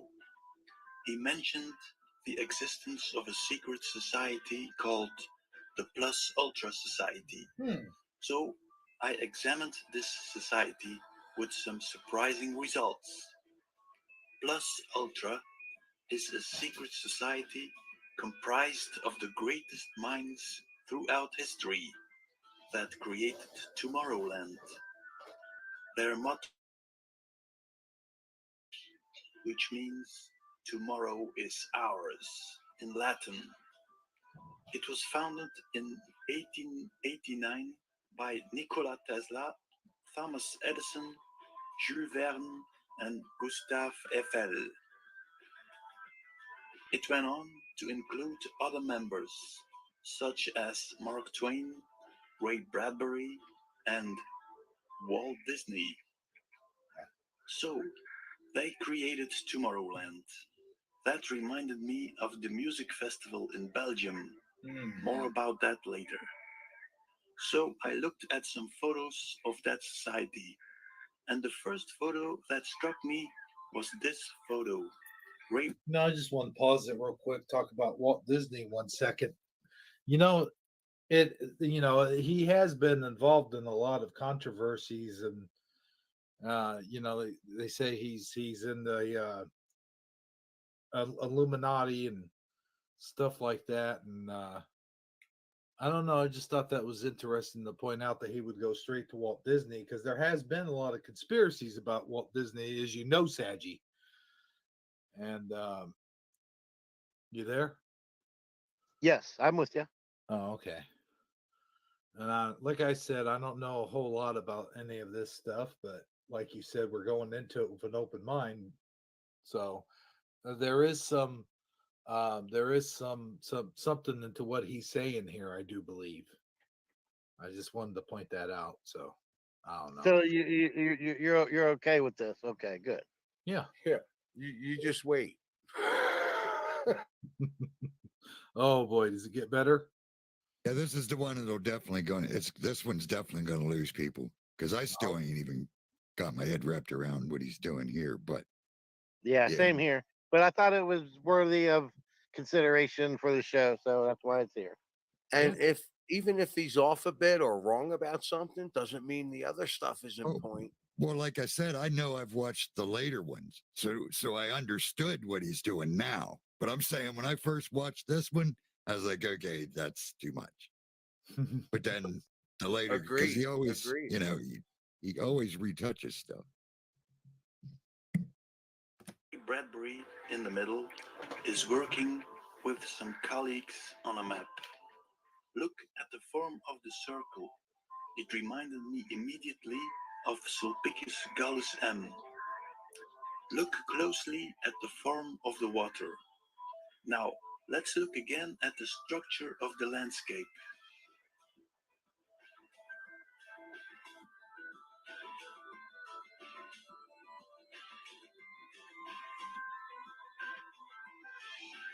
Let's fill it with water and put the buildings on.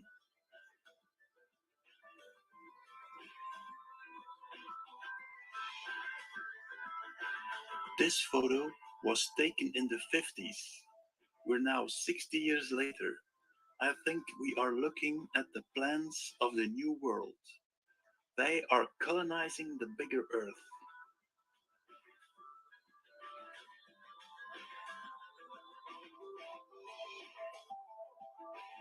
Now you know why every country on the planet is in financial debt. They are using our money to build a world of their own. So Ray Bradbury, science fiction author, was a good friend of Walt Disney. So when I had seen this photo, I thought, let's examine Disneyland from the air, and bingo! I immediately saw Sulpicius Gallus M. Let's put the Antarctica map on it.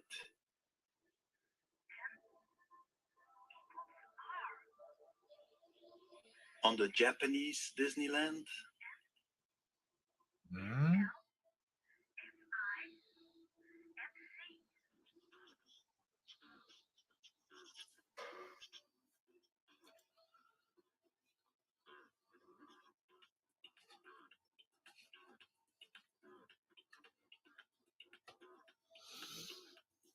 I was looking for the Tomorrowland Festival in Belgium, Boom, and I saw the same map.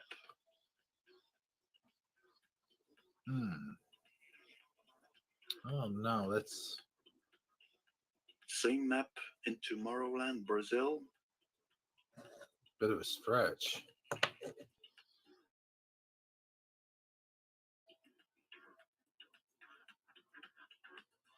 So I think the same people are behind this Tomorrowland Festival and Disneyland. I always And that Tomorrowland armor is that we remember we talked about that. Oh yeah, yeah. A lot Oh, of this stuff when he does his map stuff seems like a stretch. Some of it. I mean, I say a lot of it, some of it, say 50%. some of it. Yeah, I Never don't. talked about that. I mean, I don't see it. The Antarctica in relation to Disneyland. Yeah, I mean, I admit, I'll be the first to admit that those images superimposed on that didn't really like jump out at me either. I think the point that he's trying to make is, like he said earlier, that Antarctica is the new world order, not the new Oh, world order. The new world that we're eventually going to be, made aware of, that they already know about, and these maps are uh, made in the image of that unfound land that we're not aware of yet. But again, I mean, I'm with you that I don't really see a direct correlation based off that superimposed image of Antarctica, but I think that's what he's shooting for here. okay. How some nobodies from Belgium suddenly make this gigantic festival and export this abroad.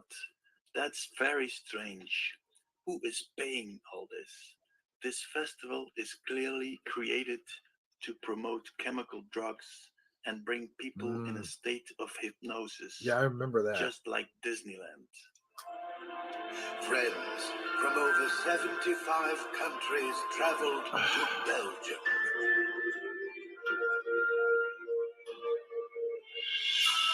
Thank you for being part of this amazing fairy tale. You are by far the best crowd in the universe. Let's return to the map of Disneyland America. What immediately struck me was the Tom Sawyer Island, but sadly enough, it only shows North and South America. Now, first, let's look at some Disney attractions. Here you have the Matterhorn, and here a submarine base. That reminded me of some stories of Jules Verne, Journey to the Center of the Earth, and the story of Captain Nemo and his submarine, 20,000 Leagues Under the Sea. It also reminded me of the German Nazi submarine base on Antarctica. Let's compare the Antarctica map with the Disney map.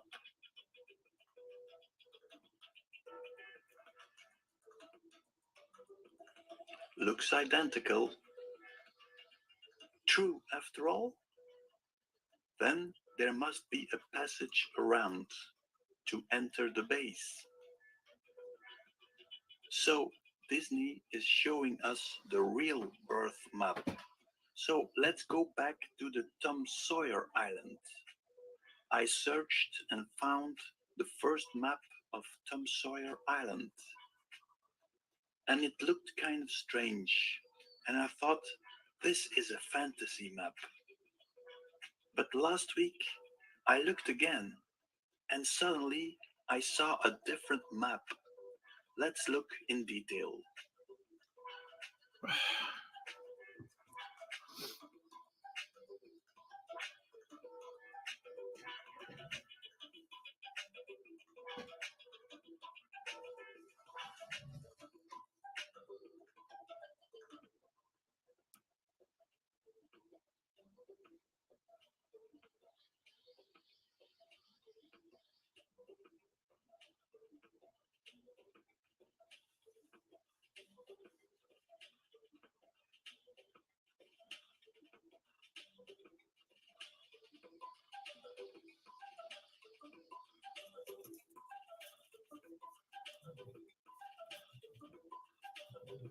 So, the whole world map is shown here. But why are the Americas on their head? Why is everything connected to each other? Australia fitted on the tree. What a coincidence. But what is the centerpiece? I don't get it. You want to pause? I thought, Where he back that up a little, where he says he doesn't get that. He almost gives up, and I'm thinking that part where, yeah, well, that land he can't figure out. I'm like, well, Yeah, the centerpiece. Go a little bit more forward here, bro. that's about right. Well, yeah, just play it. I'm thinking Yeah, that's play it. that's Atlantis or what or Mm. other sunken islands. Maybe not Atlantis what he gets into, but Atlantis for what might have been on our plane or whatever. I don't know. Just a sunken island. I'll go with that because of other things he gets into. Yeah, fitted on the tree. What a coincidence. But what is the centerpiece? I don't get it. Well, finally, I thought, let's look for this form unsulpicius.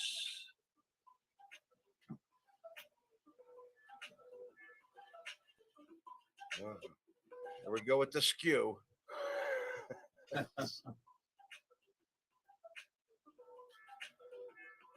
I mean, you skew that a little bit and it fits. I mean, I don't know. And whoa.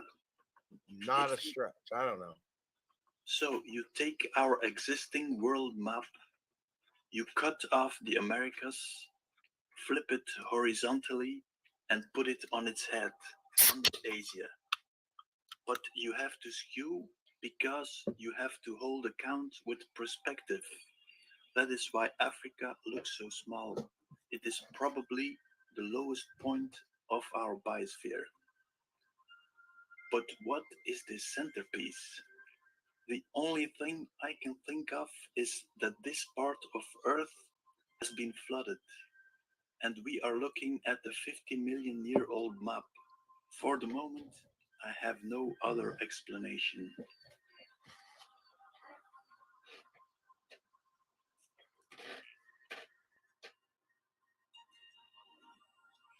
The most similar map I could find was this one of Martin Waldseemüller, 1507. So now I would like to thank Uncle Walt for this. Here we go. Oops. Am I seeing someone else here? Mm. This is a building of the Disney Studios. Those dwarfs, that's us. We are holding up the pyramid. We are fat of the junk food, poisonous water, chemtrails, polluted air.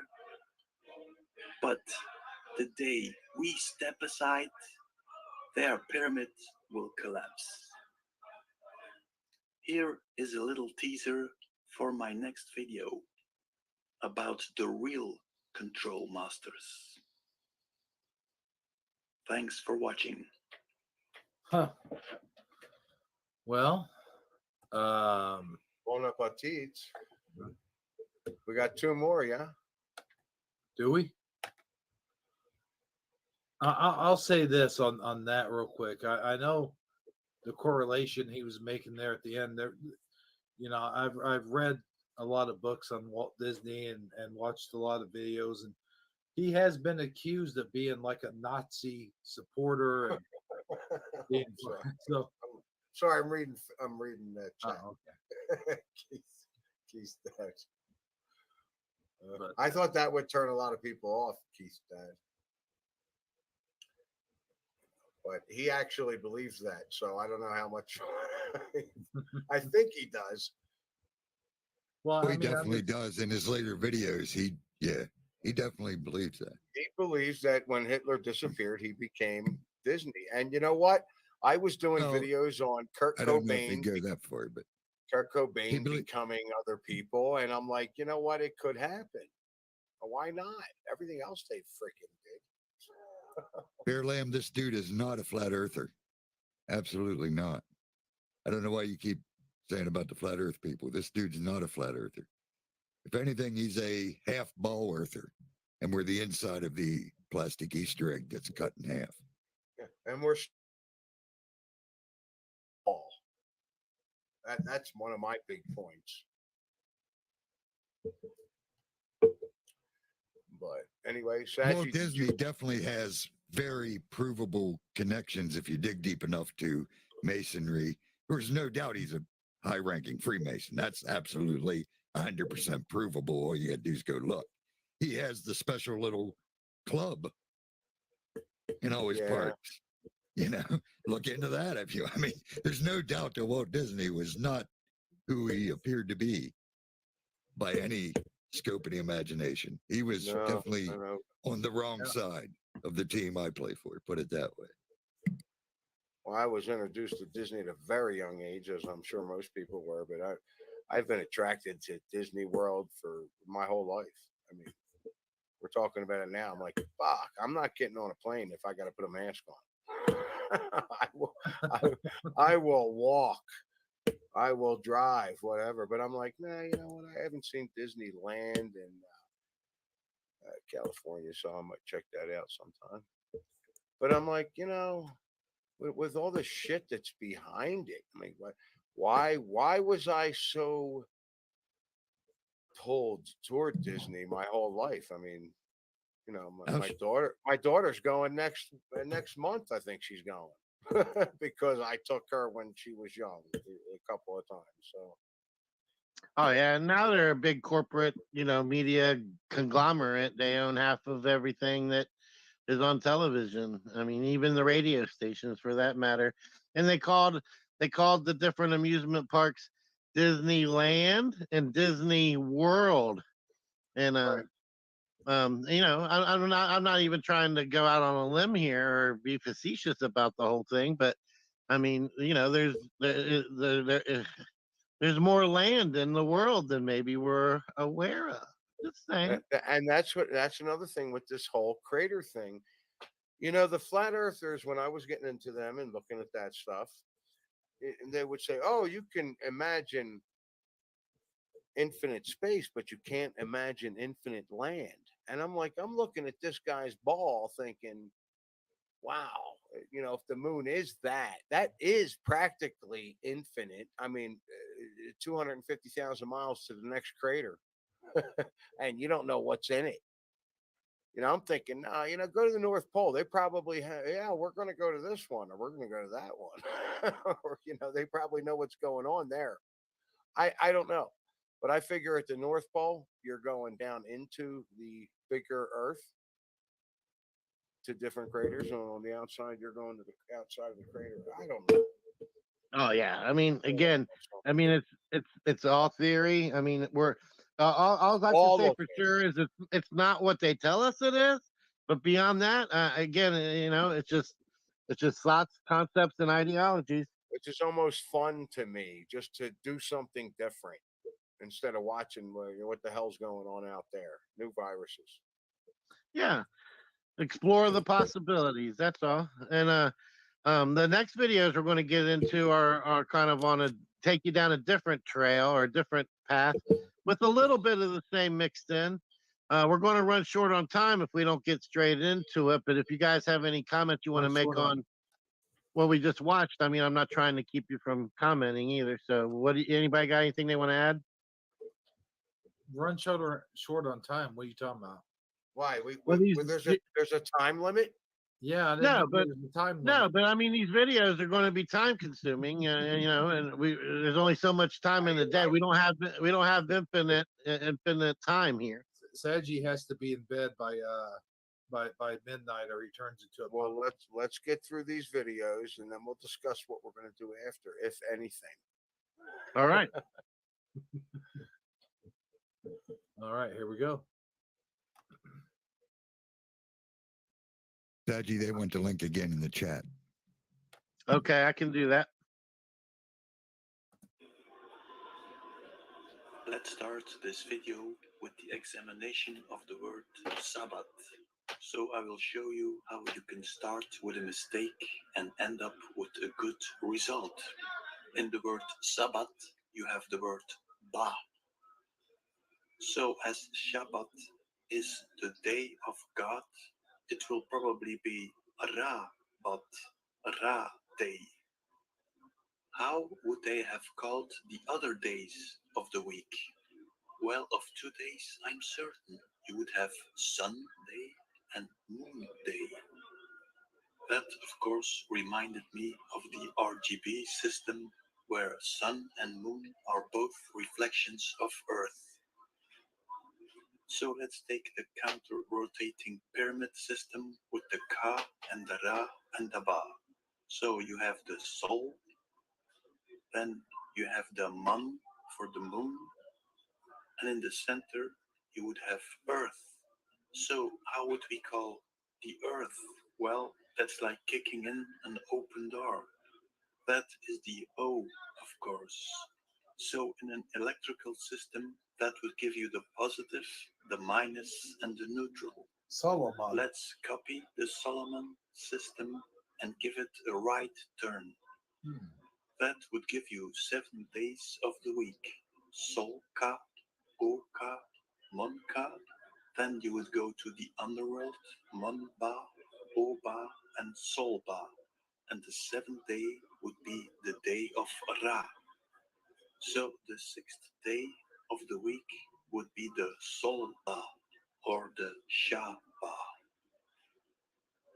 So you could pronounce the word Solomon as Shauman, Shauman, Shaman. So the shaman would not be the priest of some native tribe, but he would be the priest who knows the secrets of the Solomon star.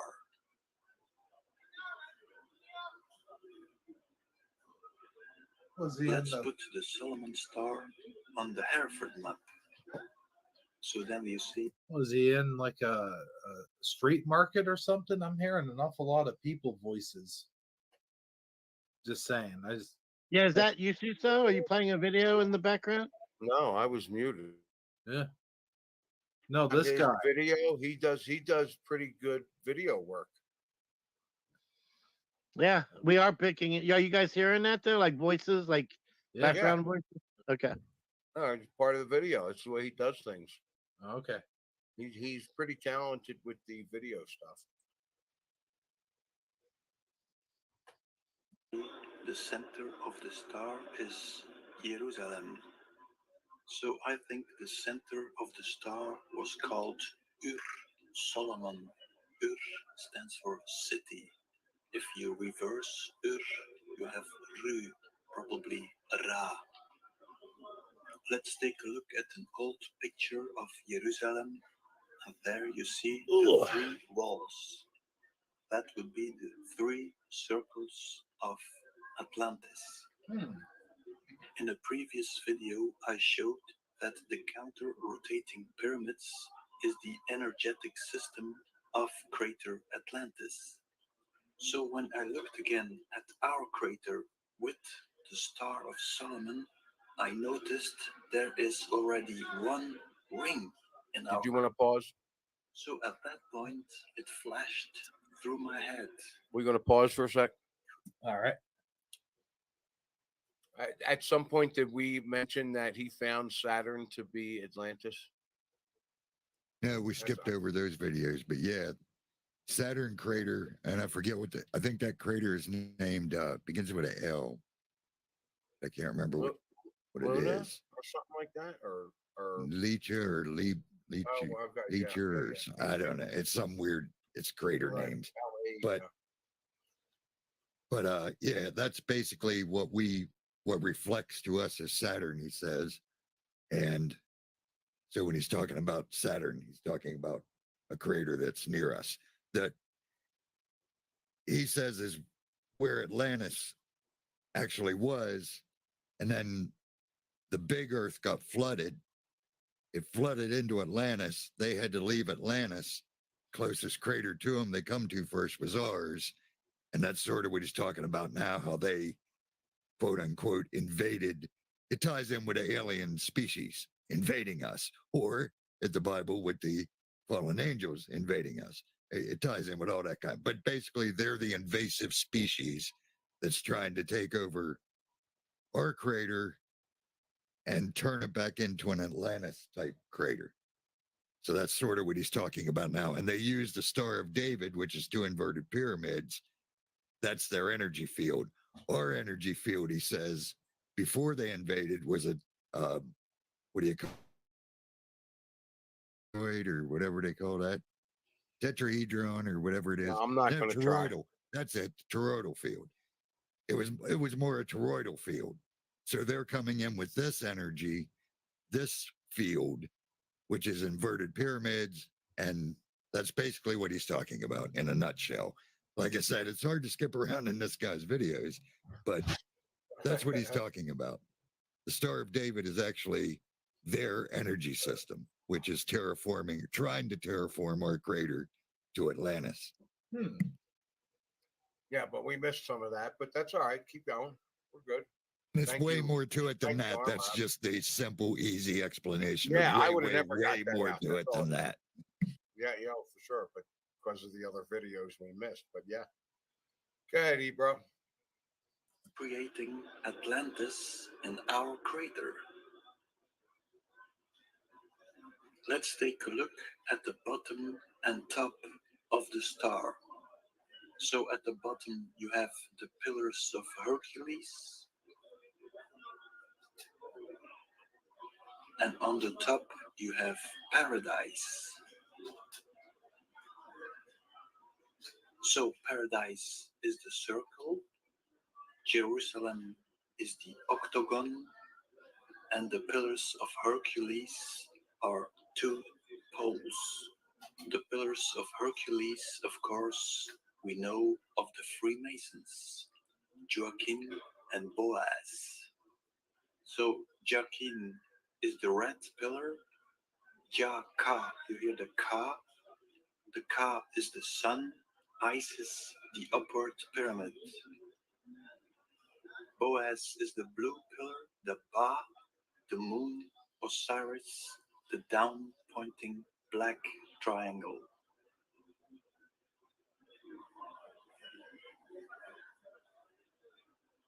Let's put the Solomon star between two pillars, and then you see the 1x, x1, the 911, one of their favorite themes.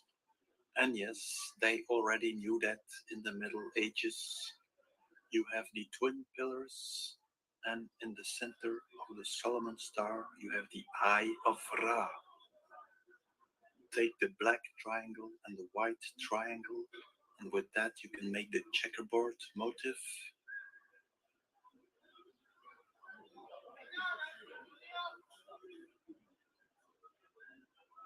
Now let's presume you want to create an electrical counter-rotating system on top of our crater.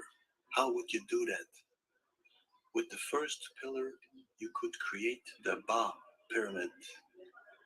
But the second pillar, you would have to beam to Jerusalem, and from there to paradise. Then you would have the up pointing pyramid, the Ka. And how would you energize this system? Well, let me show you the Kelvin water dropper. So by using streaming water, you can create a high voltage current. Here you see how the system is built. Let's take a look at the triangular wave generator. There you can see it has different components like resistors, for instance. So how could you transfer this energy to the other side of the crater? Well, that might explain all these strange buildings built with perfect precision and with an enormous labor, with a technology we still don't understand. It seems like they all are part of a gigantic machine. So they are recreating Atlantis, but that would mean they need a second star. Let's take a look what points that would give us. So at the bottom you have the twin pillars. Moving upwards you have Rome. In the center you have Ur, Solomon, Jerusalem. Then you have Babel. And on the top you have Paradise. Let's take a closer look. And on the top you have Babel. everybody.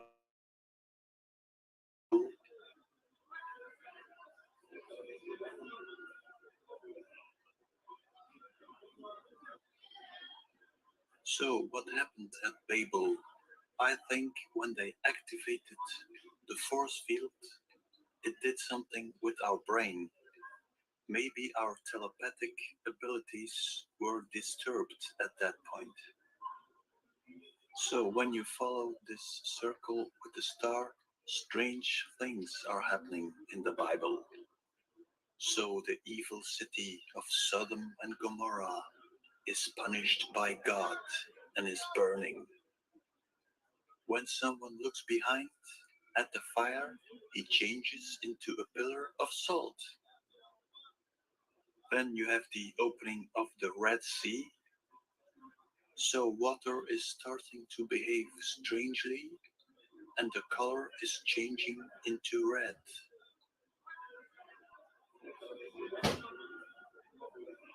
There you have the gathering place of the Israelites, the beginning of the voyage of 40 years. Finally, they arrive at Jericho, where the city is demolished in a very strange way, with trumpets, another punishment of God. Let's move south to the lighthouse of Alexandria.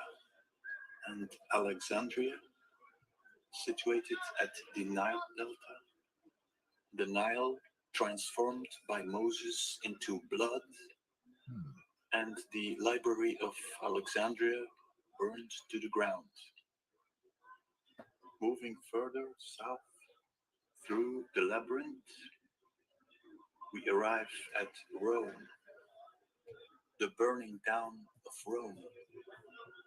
Well, you might say that's another timeline.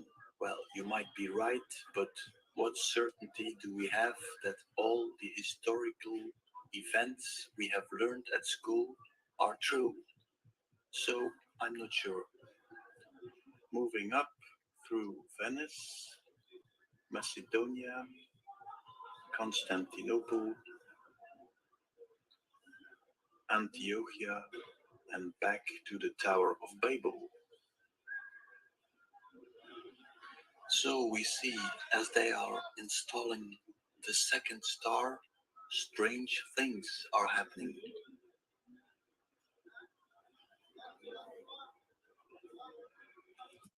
Is he just have such a heavy accent, or am I hearing him say the Tower of Babel?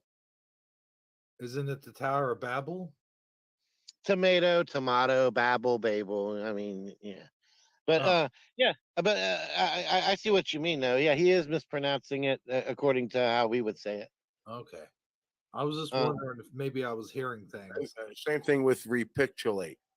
Repictulate, or I don't Yeah. know, not how I would say, but you might hear that sometime. Hey, Sads, did you see the chat? let me look. Which one? All right, The does, CERN? does he mention? No, I'm looking at private chat. Does he mention the Mandela effect in the next video? There is a video I sent you that he mentions the Mandela effect and his take on it. I think we should try and cover that. I haven't seen that one, and I don't know that if you sent that to me somehow, it flew over my head. But I was on this one that we're looking at right now, where we're at right now in this video. I'm actually kind of lost. I mean, I know that he's trying to describe the machine and how the energy translates, but I mean, where he's at right now. I mean, Armor, are you still on board with this? I mean, I'm just trying because you have a more biblical knowledge. I mean, what's he really I, what's he trying to point out here? I just went and filled up my coffee. So I missed the last probably good 5 minutes of Yeah, whatever he great. said. And I'm sitting there trying to figure out which video has the So Mandela briefly effect tell in me it. what he said about. I mean, because I realize he's talking about the drawer. Their field's trying to take over our field, which biblically speaking, we'd say Satan fell to earth and disrupted the creation, which we talk about. Same thing, different way of talking about it. So he's basically saying, I mean, I already said about this that the Star of David. I mean, I don't know what he said. What are you confused about? Press play again because I want to make sure we're not missing something here. Yeah, right, that ought to be good. We'll have to just kind of give him a slight. Yeah, right there. Constantinople, Antiochia, and back to the Tower of Babel. People. So we see as they are installing the second star, strange things are happening.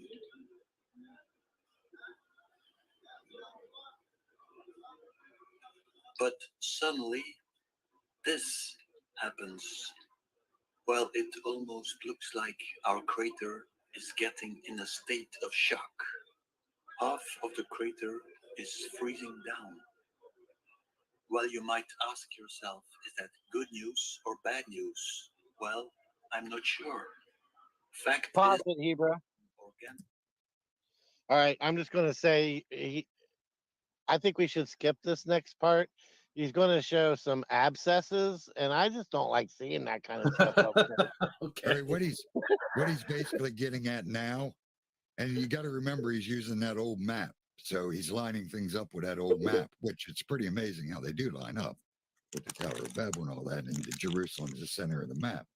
But when they fired their machine up, basically, when they fired it up, when they got their field going, when they got all their triangles laid out and the buildings built where they needed them to be built, basically, he's saying, and kicked it on, it froze half the crater. It didn't do it. They weren't expecting it to freeze half the crater. You know what I mean?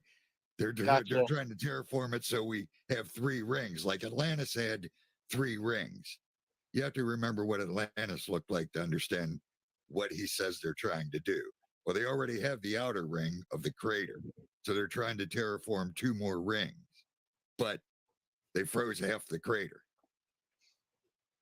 So that's basically Get what that he's off saying the there. screen. Yeah. And yeah, he definitely goes across all belief systems, which I like about him. The problem is he misses, in my opinion, Jesus's message. But like I said, it don't surprise me because most of the Christians miss Jesus's message. They just believe what granddad told him Jesus said. But that's a whole different topic. But he definitely understands what I said in the video everybody hated that I made about the two gods in the Old Testament. He gets it and he sees it, and he I love what he does with it. And in my opinion, he hits the nail on the head. He just don't understand that Jesus wasn't part of that. He thinks he was, but I get it. But yeah, basically here he's saying they kicked their machine on and things didn't quite go as planned. And he uses those abscesses as a point to say that a system naturally floods something that is that doesn't belong in order to flush it out. Right. And he was Tries to using the flush it out. Yeah. yes. So that was why he used the illustrations of the abscesses, and I'm just going to explain that to you so that we don't have to sit there and look at those on the screen. Yeah, let's our see. system, our terror, I can't say that word, toroid system tried to reject this system. They're at war, or as the Bible would say, you're at war with your flesh. This is, like I said, if you have an open mind and listen to what's being said, I can relate everything he's saying to the Bible without a problem. I have no Yeah, problem and understanding again, what he's saying biblically. You know what I mean? But I understand why most people don't, because they think the Bible's they're still stuck in the Star of David system. I get it. That's what we're yeah. meant to be. You're meant to be. If you don't support Israel, you best not call yourself a Jesus follower. That don't go together. Well, I've made it quite well known. I want nothing to do with Israel, and I never will. And they worship their father, the devil. I don't worship him. I worship Father. We worship 2 whole different gods. Jesus said as much. But again, Yeah.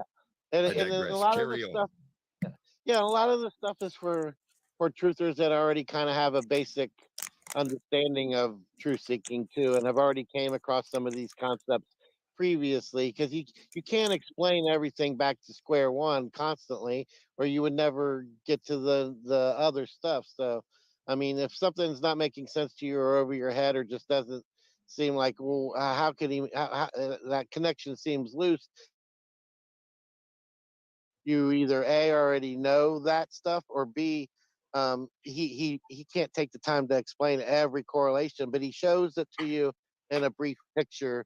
And it's a lot to wrap your head around even with that understanding. So Wow. Yeah, it's like I anything else. You've got to do your own research. I mean, you can't.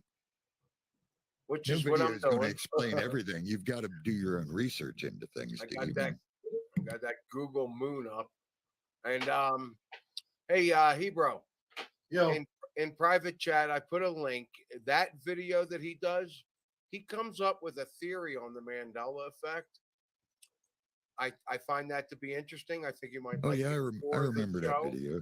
I don't know that I necessarily agree with it. I loved it at the time, but I thought there were other things that I'm like, well, that doesn't work for this Mandela effect and that Mandela effect, but some of them it does. So if you're interested, we could hit that one at some point, oh yeah, I'd have to check it out. right? Well, Yeah.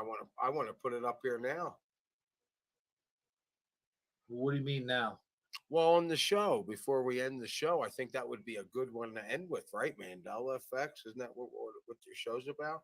Oh yeah, definitely. we definitely like talking about Mandela effects. So yeah, sure. And Saji, you missed that one, right? Now that I'm thinking about it, I kind of vaguely remember something now, but Come yeah, on, I would how could you definitely forget that? It's a because Mandela effect. there's because I've been spending hours today researching, and it all kind of blurs together. But Oh, but I do vaguely kind of remember. But anyway, let's get through this one, and we'll get to that one for sure. Sounds good. Sounds good. Oh man. We think that Atlantis might have been the previous victim of this entity. So let's take a look again at the god of the Baba El, the water moving entity changing water into wine or blood or petroleum, whatever. The Jehovah Ra Phoenix entity. Time to take a look at the creation myth. So the Solomon star is installed and activated. First, there was the light. This radiation creates a firmament. The light reflects in the firmament and creates the sun. The sun shines on the earth and creates a reflection, the moon and the stars. This activation of the Solomon star is dividing the water from the land. So the story that the parasitic god created man, animals, and plants is a fraud.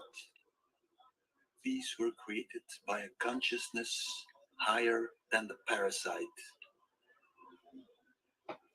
So the parasites have a problem now. They couldn't install the second ring. So they have to start all over again. And that is what they do, of course. Here starts the story of the Vikings, of which I made the video in the Empire of the False Christ. First thing they do is search for a new Ur Solomon, a center of a new Solomon star. There they built the second temple of Jerusalem, a temple in the form of an octagon. But now, of course, they need the twin pillars to activate their star. So, by my knowledge, there are two pillars of Hercules. You have the pillars of Hercules in Spain, and you have, of course, the Twin Towers in New York, or at least you had. So I did a test with a Solomon star. I took Jerusalem as the center and Gibraltar as the beginning of the circle. Well, that had a surprising result. Madrid, Paris, Brussels, Amsterdam,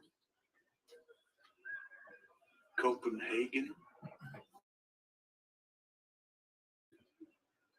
Helsinki. Let's turn that around. Stockholm, Copenhagen, all the capital cities seem to be situated in this circle.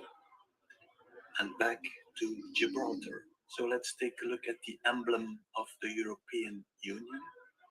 They would need 12 points to activate the star. And what is the opposite side of Gibraltar? It's probably Mumbai, Bombay, Baba.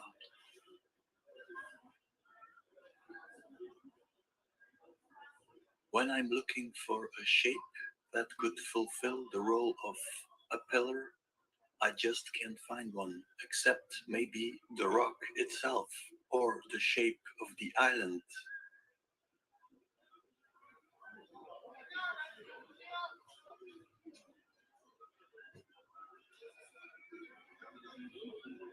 So now I can put a star on the map of Europe, and then I could put a second one on top of it and see where it ends.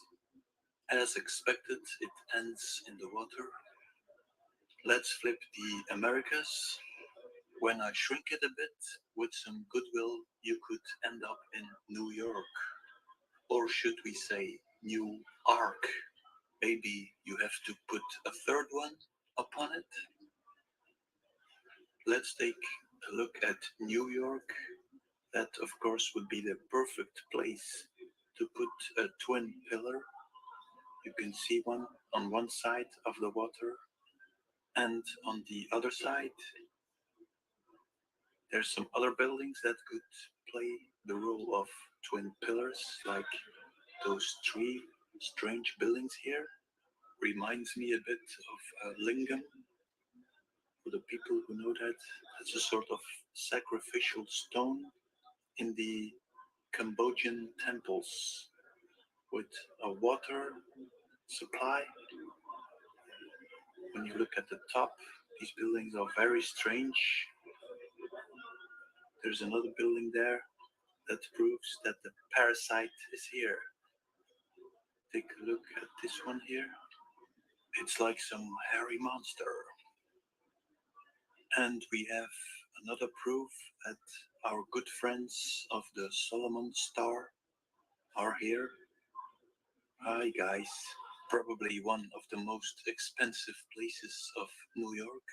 Now the question would be, why did they pull down the Twin Towers?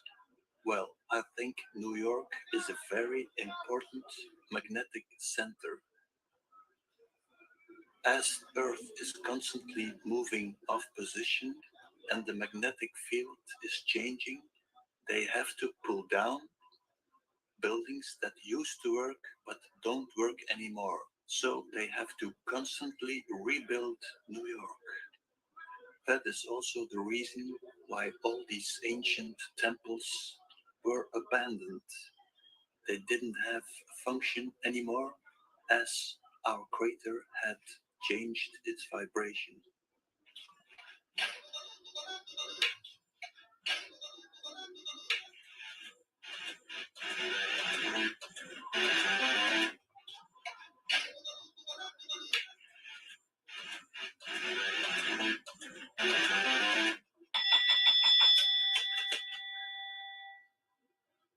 Well, I have the impression that the game is lost. Putting another star on this planet will take him thousands of years.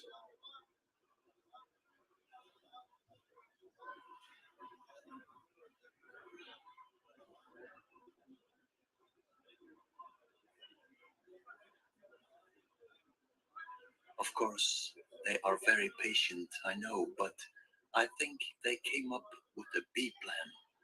They have selected a new crater, Mars, which they will terraform for their plans for the recreation of Atlantis. But time is getting short. The problem is they still need us to terraform Mars. But because the descendants of the Atlanteans aren't that clever anymore, they are losing grip on the Goyim.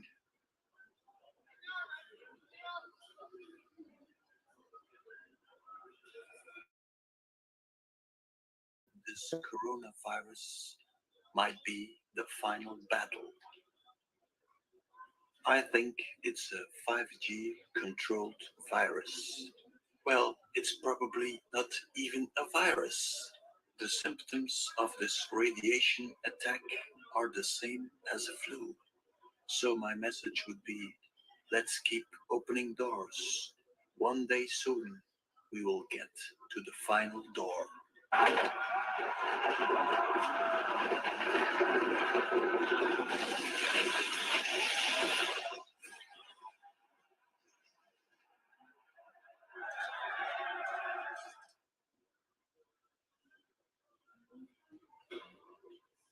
If this is a reset and any one of us survive, we'll be smarter than them next time around.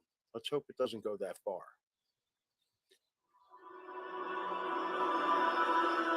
Where Hebrew autoplays on. Hebrew.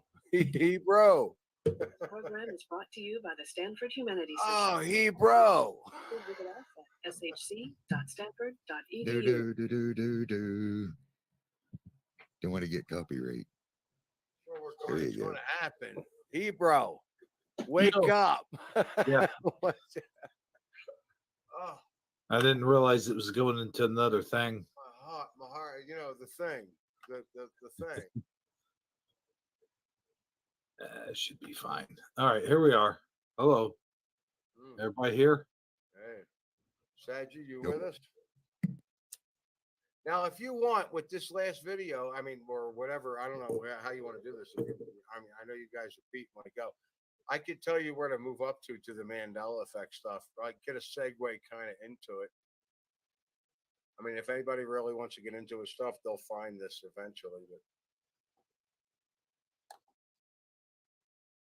I could cut the video in half for you. Actually, just do that. Cut it in half. In half. What do you mean? You know, like the thing. I don't know anything about the thing. But you have the video, right? That I put in private chat. Yeah. However, the most intelligent inhabitants. Although the beginning is pretty interesting. You might want to wait. Oh, wow. You might want to hear what he has to say. All right, let me go ahead and You might put that want to up. watch it. Just watch the whole thing. I will. We'll all go to sleep later. We can sleep when we die. Yes, exactly. Come on. Saji's not in or something. What's he saying? He's not in. Is he? Oh, Saji's not in the room. he's not? That's what he said in private chat at 10:36 p.m. My time. That was 2 minutes ago. Hold on. Leaving the guy hanging. Oh boy, Saji. Oh, you're in trouble. Well, he's right there. He says he's not in. I don't know. He's right there, right next to me. I see him. Maybe that's an old icon. Sometimes he doubles up. There's not waiting in the background. Yeah, I see him. Okay, thanks, Army. There he Armor. is. Armor. I called you Army. So now we got two Sagis. Man, what's better than one Saji? Two Saji. Two Sagis. Yeah, the other one will drop out. Yeah. Okay, so which Sagi do I kick out? The one, Don't worry about kick the kicking it, it'll one. drop. Yeah, kick the fake guy out. That There we the other guy. Okay. I like two Sagis. I'd have said leave it. Yeah, this video has got me saying, "I want the truth." Wait, no, you can't handle the truth. Speaking of videos, here it is. Yeah, tour turn time. Play this. All right. Of that future world won't be men or monkeys. You know, Saji, I gotta say this would probably be a good one for our game that we play. What do you? Oh What do you yeah, think? for sure. There'll be machines, the remote descendants of today's computers. Now, the present day electronic brains are complete morons. But this I won't be agree. true in another generation. Eventually, they will completely outthink their makers. Is this depressing? I don't see why it should be. We superseded the Cro-Magnon and Neanderthal men, and we presume we're an improvement. I think we should regard it as a privilege to be stepping stones to higher things. I suspect that organic or biological evolution has about come to its end, and we're now at the beginning of inorganic or mechanical evolution, which will be thousands of times swifter. Now let's guess, which one of the two is he connected to? Co-writer of 2001, A Space Odyssey, so it all starts with the monolith. And the movie also ends with the monolith. So let's take a look what they are telling us. You have mankind dying. Let's zoom in on the monolith. You have the moon, the bigger Earth, because there are no continents on it. And then you see another ball with a child in it, with bigger eyes. But first, let's take a look at another parasitic race.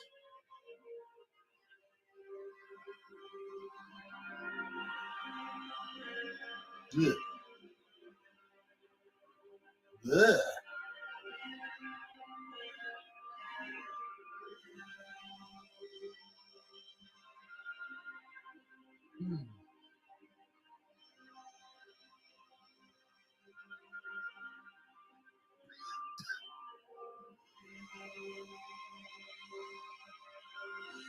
I'll be damned.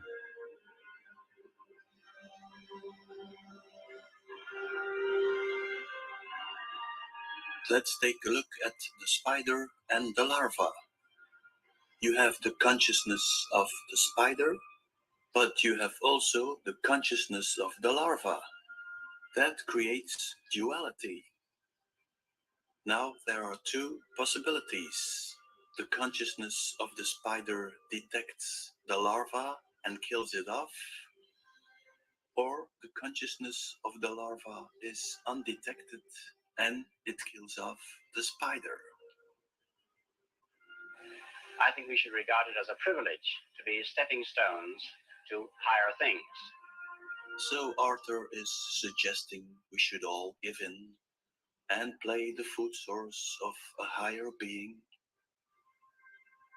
Well, it's clear that Arthur has thrown off his organic brain.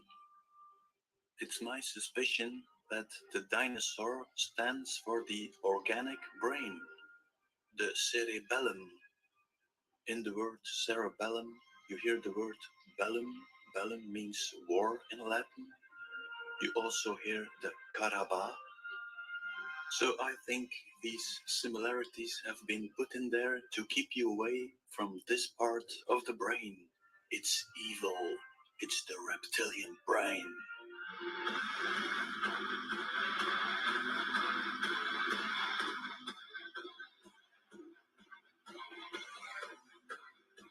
Apparently, the reptilian brain likes heavy metal.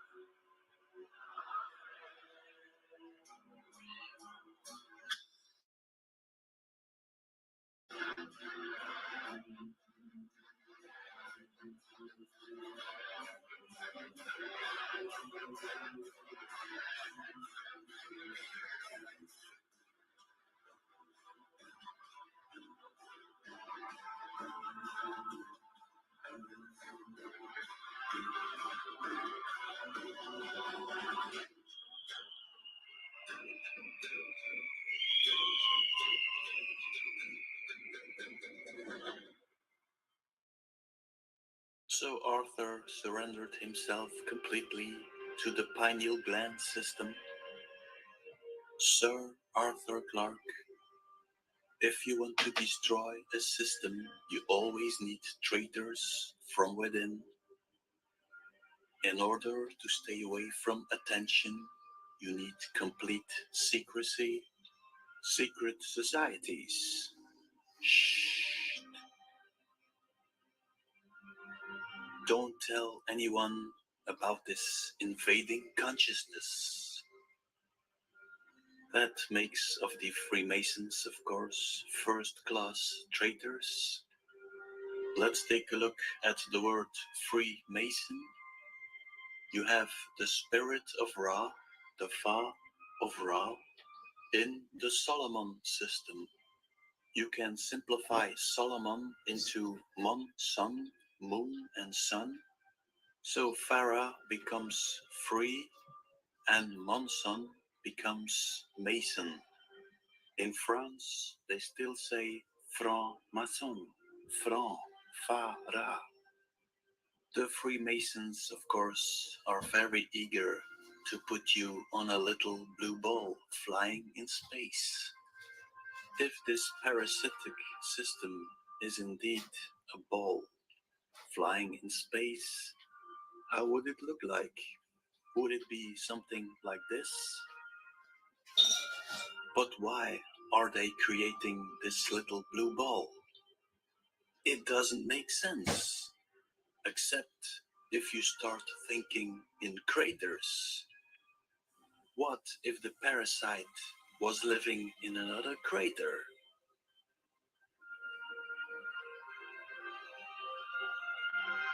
Let's say you want to terraform a crater, but you hate water and oxygen.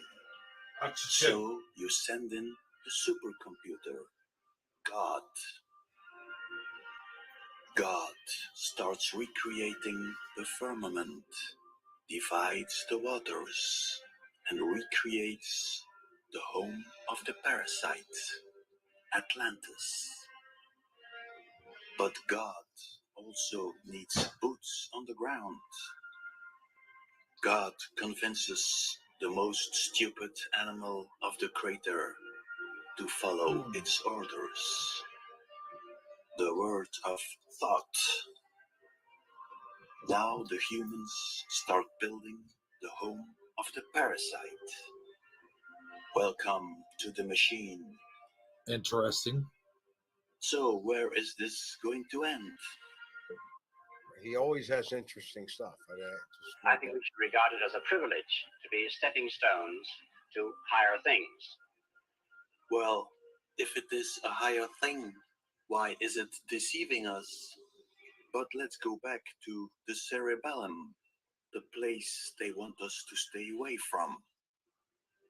One of my viewers suggested I should take a look at the Museum of Pop Culture. And we would have skipped all this, but it is interesting. I'm glad we did. And that brought me to the Space Needle in Seattle.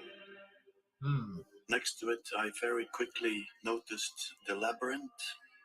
But when you take a look at the whole site, you will notice it's another motherboard construction, a recreation of our brain. The pineal gland and the thalamus, the Tower of Sauron and Mount Doom. Wow. Next to Mount Doom, you have the MK Ultra mind control symbol, the butterfly. And in a side view, you see our little dinosaur friend. But the most important part, of course, is the cerebellum. Let's take a look. Take a look again. And now the shape of the building. Interesting. Zoom in on the building, and on top of it, skew the building. They change it to offset it. That's what I get out of it. Artwork. Now take a cross section of the cerebellum and tell me it's all a coincidence. Take another Google Maps surrounding view and you can see that the cerebellum has been completely distorted. Coincidence? But hey, wait, what do I see there? Let's zoom in. So, what's in this building? The Institute for Disease Modeling. What on earth would you be modeling diseases for? Bill and Melinda Gates Foundation? Do what now? I'm It just says Bill cracking and Melinda Gates Foundation. Yeah, I'm laughing. I'm laughing the whole time. I'm like, wow. What the? Oh no, no, what's it doing? Not Oh, now. We're coming up to the Mandela effects. Don't And do how that. would this system here it work? comes. Here it comes. Maybe like this. Let's take a look again at the Space Needle. Should we have A played year this on later, Odyssey? you had the destruction of the Twin Towers. I've got this. His is still up. Yeah, true. And had you said predictive programming, I would have clicked because I thought he was talking about that, not Mandela Effect. True. No, I am streaming on both Odyssey saying- and YouTube. He segues into the Mandela effect here with. And So, after this a friend clip, of I'm ours- going to leave and come back in because I'm echoing real bad. I don't hear it. No, but I'm echoing to myself. It's driving me crazy. Oh, okay.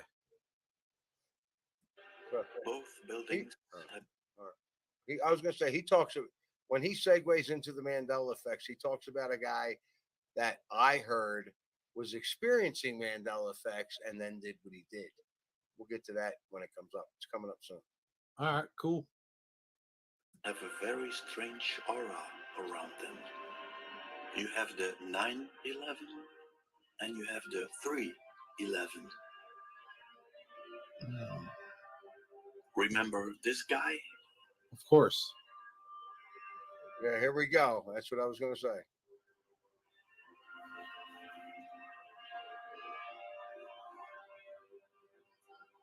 Now I'm going to go ahead and pause here. Do you? Yeah. When I first, I knew about this guy. It happened. This was back when I first got into Colorado, Mm-hmm. and I was talking to a friend of mine who was Mandela affected before I was, and wouldn't tell me. I'm sitting here telling him, "Yeah, Paul McCartney's dead. It's some other guy." Blah blah blah. He wouldn't tell me that he was Mandela affected. Weird. It's in my book. The Holmes thing. He told me, he said, look, this guy was totally Mandela affected, and that's why he went out and did what he did. But I've never heard that anywhere else. It's just No. a personal little part about it. Yeah. So this is years after it happened. What's that? And pay attention because you're going to see a side of Mr. Holmes I think most people doesn't even know existed. Really? Yeah. It's a whole nother And him, might right? shine a whole different light on everything. James Holmes took the S off, Oh, right? wow. Right? That's how I say it. I don't know. You know this one? All right, our next speaker is James Home. He has what school did you graduate from? Westview High School. He just graduated from Westview High School and will be attending the University of California, Riverside. He will be majoring in neuroscience.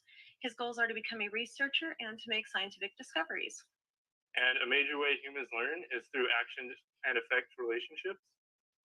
And to simulate this on a computer, we have a key press as an action, and effect is the appearance of an image. And actions and effects have logical progressions through time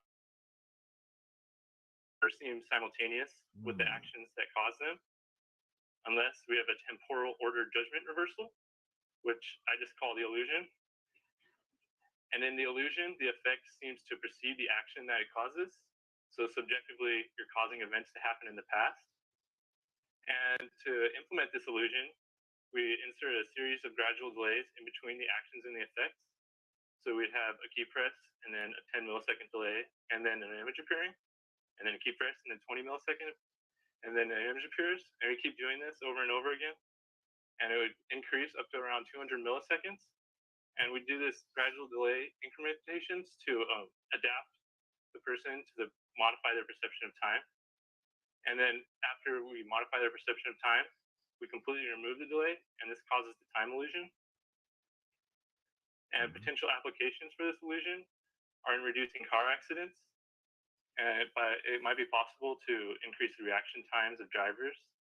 Or maybe increase reaction time of football players.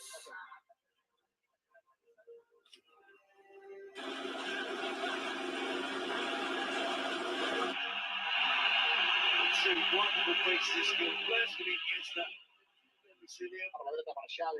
Asistencia lasciata in destra preta para Messi, Messi, Messi, Messi, Messi, Messi, Messi, Messi, immens Messi, ancora Messi, ancora Messi, ancora Messi, ancora Messi, ancora Messi, ancora Messi, ancora Messi, ancora Messi, ancora Messi, ancora Messi, ancora Messi, ancora Messi, gol, gol, gol, gol, gol.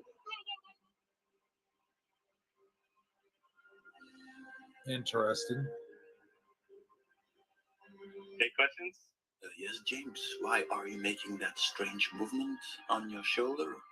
Unless we have a temporal order judgment reversal, temporal order judgment reversal, temporal order judgment reversal. Any questions? Well, yes, James. We know that television can create a delay in time. And you said... And in the illusion, the effect seems to precede the action that it causes. So subjectively, you're causing events to happen in the past. You create events in the past. Subjectively, so that means it's not real. So this animation would have been made after the election of Trump. But for some reason, we saw it in the year 2000.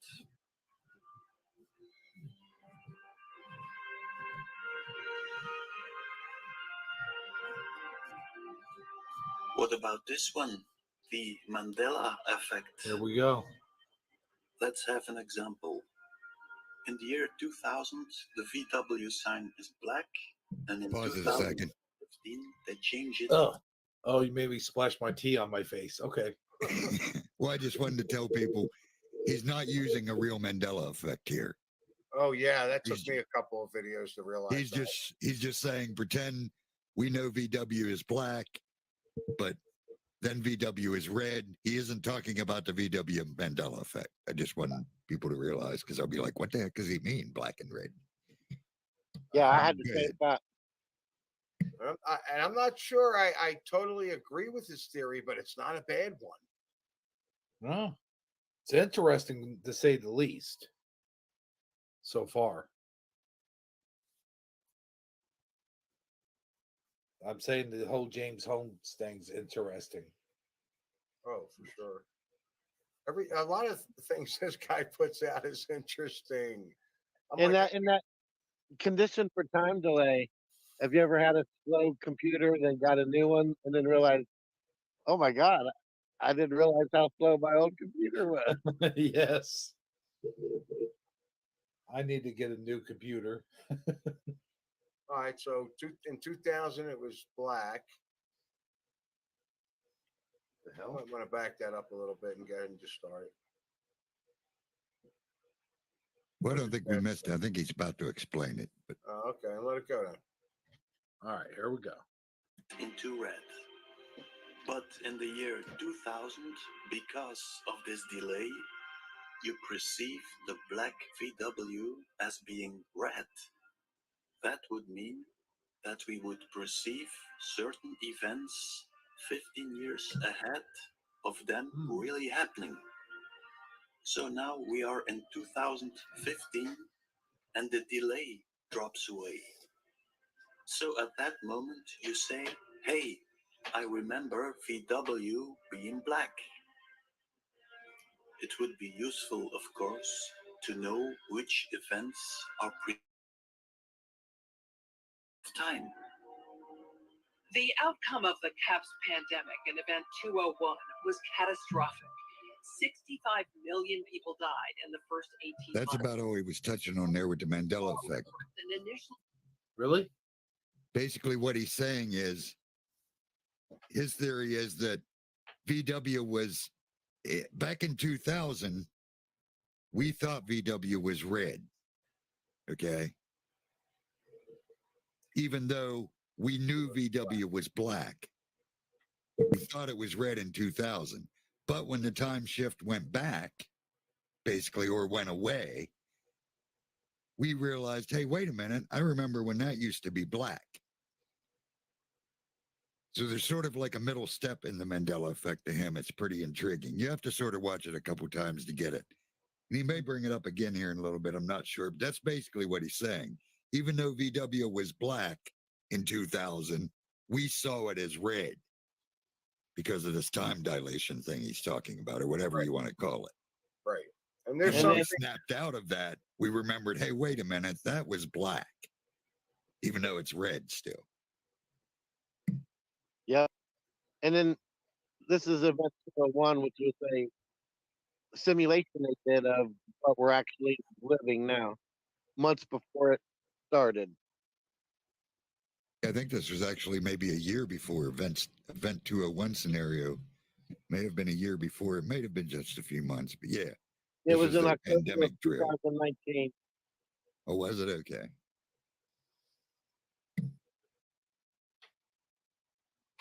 All right. seemed controllable, but then it started spreading in densely crowded and impoverished neighborhoods of megacities. What if some people thought that this was a predictive moment?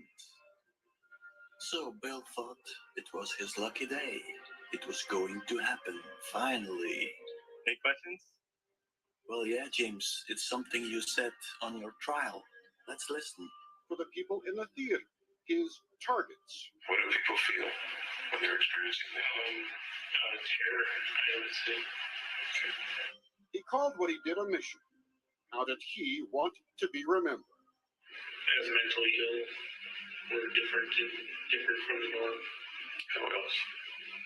Being successful with the mission. The mission?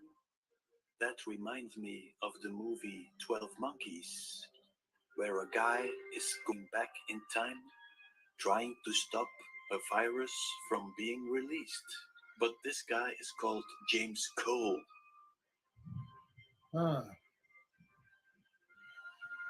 Now let's presume that the movie 12 Monkeys was a predictive moment. Let's presume that James Holmes is doing some experiments with his technique, and he discovers a future event. Someone wants to exterminate a large part of the human race, and only he can stop it. Now he becomes the leading role in the situation he created himself by looking into the future. Maybe he had to go back to the future to repair the situation.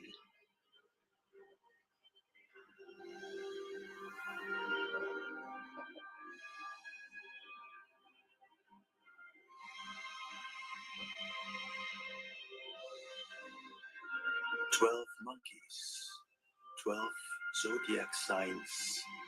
That reminds me of the moon. The key is in the moon. Remember from a previous video that the 30 moon phases that are actually a month, we experience in reality as one day. So we experience a day 30 times faster than the clock is showing us. Are we living in the future? And is reality bleeding through in the form of the past?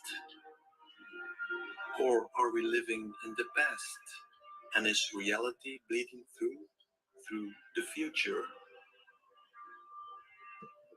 Pause that.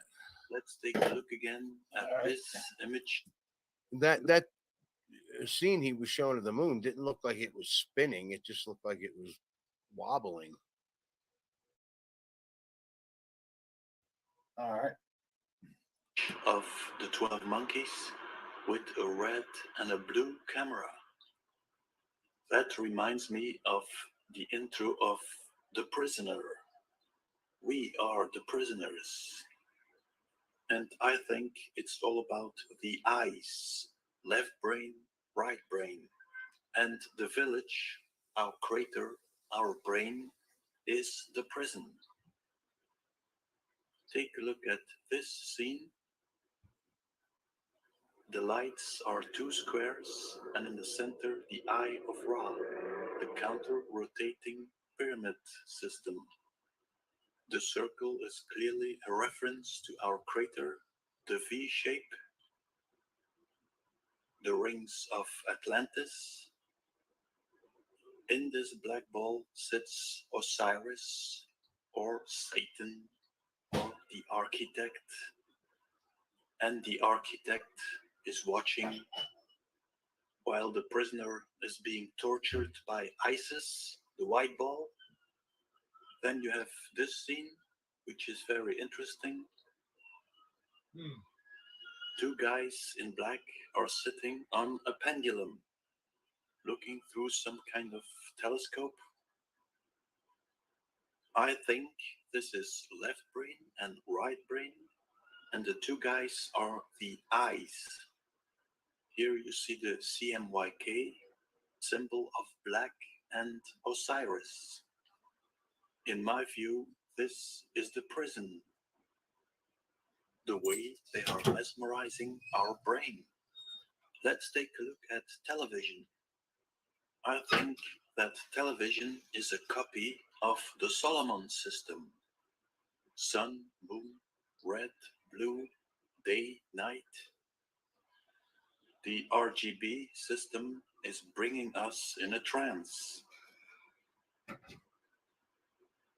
Notice how 3D glasses are red and blue as well. How about that? Was just noted.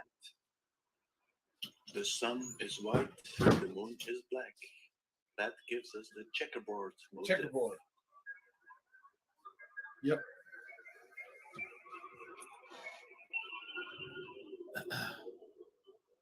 Oh yeah, the old TV screen.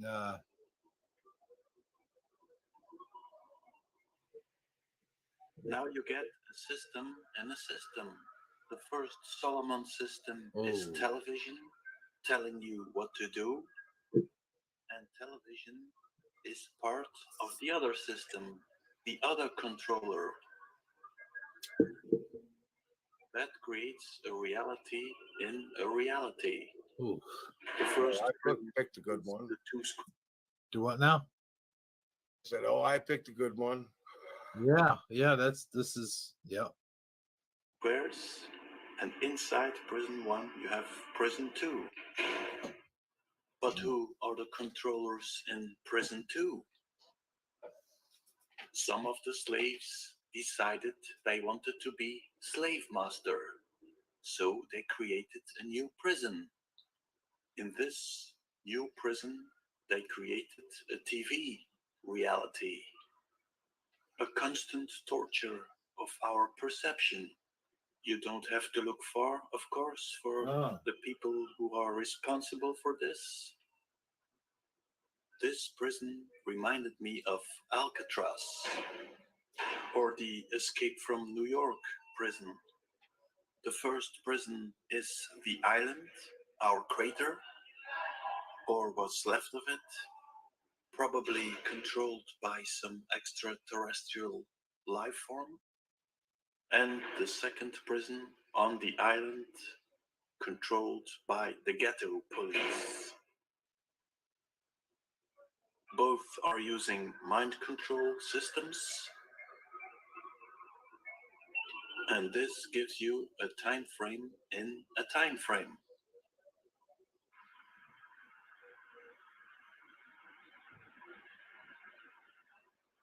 Get some thunderstorms rolling through. No wonder people are getting confused.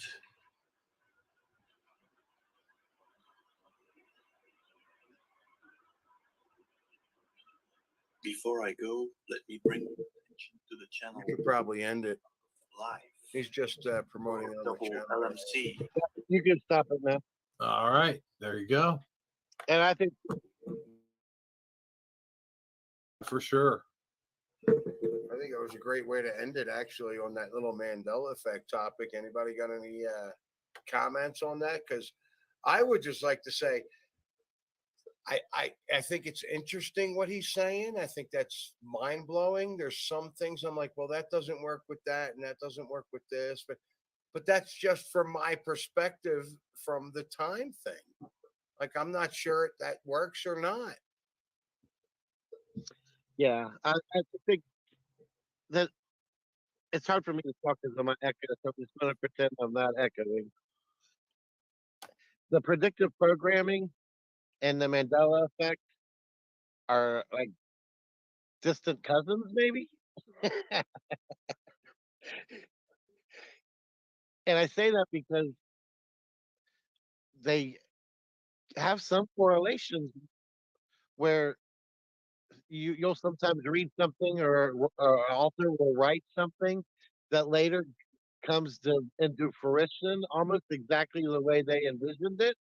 And then you have the what is it, Philip, I can't think of his name. His last name Dick.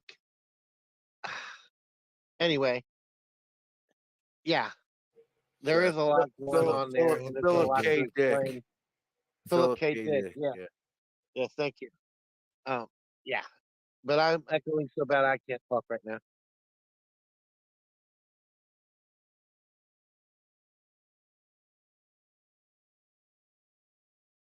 I guess that leaves me. Armor? Yeah, I don't have much to say on. I mean, I've said about everything I wanted to say about. I mean, the dude, like you said, he's definitely. I don't know. I found a lot of info into things I was looking into through his channel. Again, I don't agree with everything, and I don't even understand everything he's saying. Right. And I But feel like he has some sort of a I'm like, what did I say? I think I said it earlier. He's educated in areas that I'm just not. Plus, he's obviously really good with computers. yeah, and like I said, if anyone does go and watch more of his videos, especially if you are quote unquote a Christian, you'll realize he obviously hasn't read the Bible because he mixes it up a lot. He's Like not. he'll say about the Jews leaving Egypt and going to Eden, and things like that.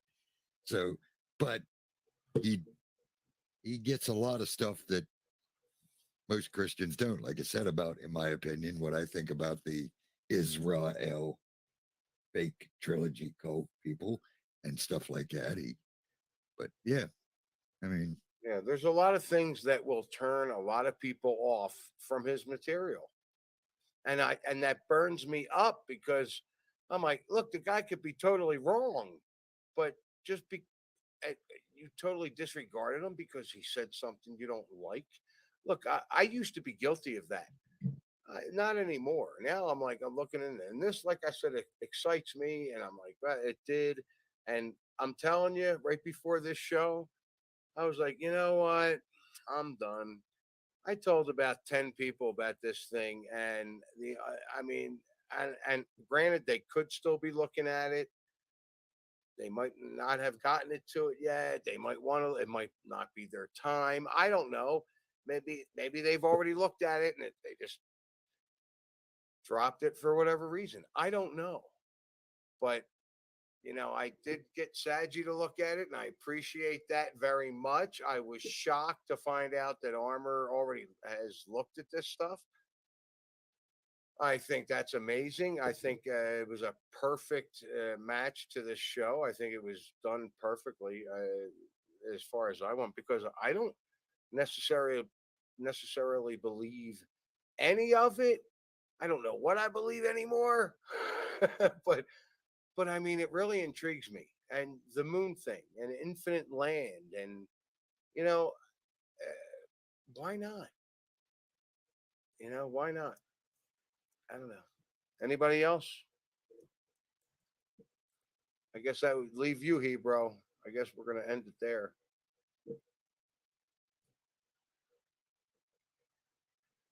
But We- I mean, we've lost- honestly, We've you lost got the to. host. That's fine. I'll host it. You got to. You're right. You got to take a step back sometimes Wait, because is this your thing on? beliefs. Yeah, right. Your beliefs. I mean, you don't. I mean, they're just beliefs. I've learned, man.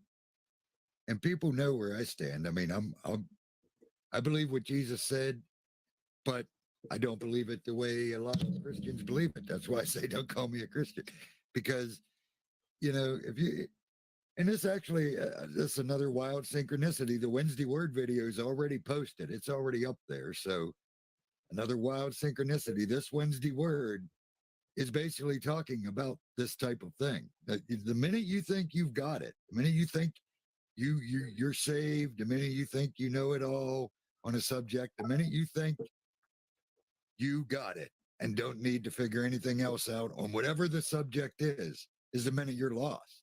Hope I got the right Because bogey.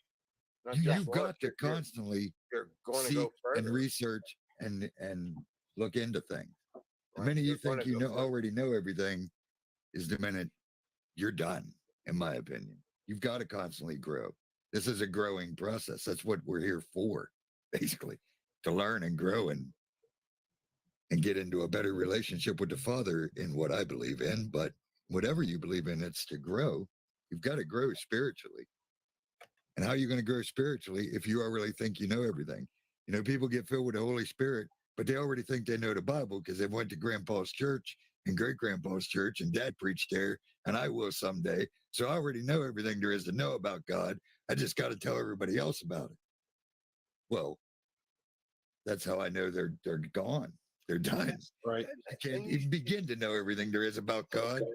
You can't even know who he is, let alone everything about him. So, yeah, too many people get stuck into a loop and don't even realize it. And they'll defend that belief to the end. But like you said, Suso, that belief's just a belief. And if you're going to rely on proof, well, then, in my opinion, Father's a spirit. So it's pretty hard to prove spiritual things. You've just got to experience spiritual things. And I know that there's more to the world than what they tell us or that we currently believe. And the only way you're going to gain that higher level of consciousness, awareness, spiritual awakening is by seeking those answers to those questions. So I think it's great that you were able to come on, Armor. I was glad that Suso was able to be here. I think we had a great show. I hope everybody enjoyed it, and I'm echoing so bad I'm going to shut up now. I'm just having so much fun playing with my avatars. Yeah, it's been an excellent show, and thanks Suso and Armor, you guys, for coming on. And it's been a great Shifty Sunday, guys. This is one of the best Shifty Sundays we've had in a really, really long time. I mean, I got to admit, I'm glad I talked to you, Suso, about it. Physical reality when I can. Yeah, when you can. All right, well, that does it for Shifty Sunday. Thanks everybody for being on. Thanks again, Armor, for popping in and hanging out with us. We appreciate it. And Absolutely. Suso, Yo, thanks for doing this, man. It was awesome. very entertaining show. And thanks everybody in chat who showed up and stuck around for as long as you guys did. And we will see you guys next time. The next show will be Taco Tuesday.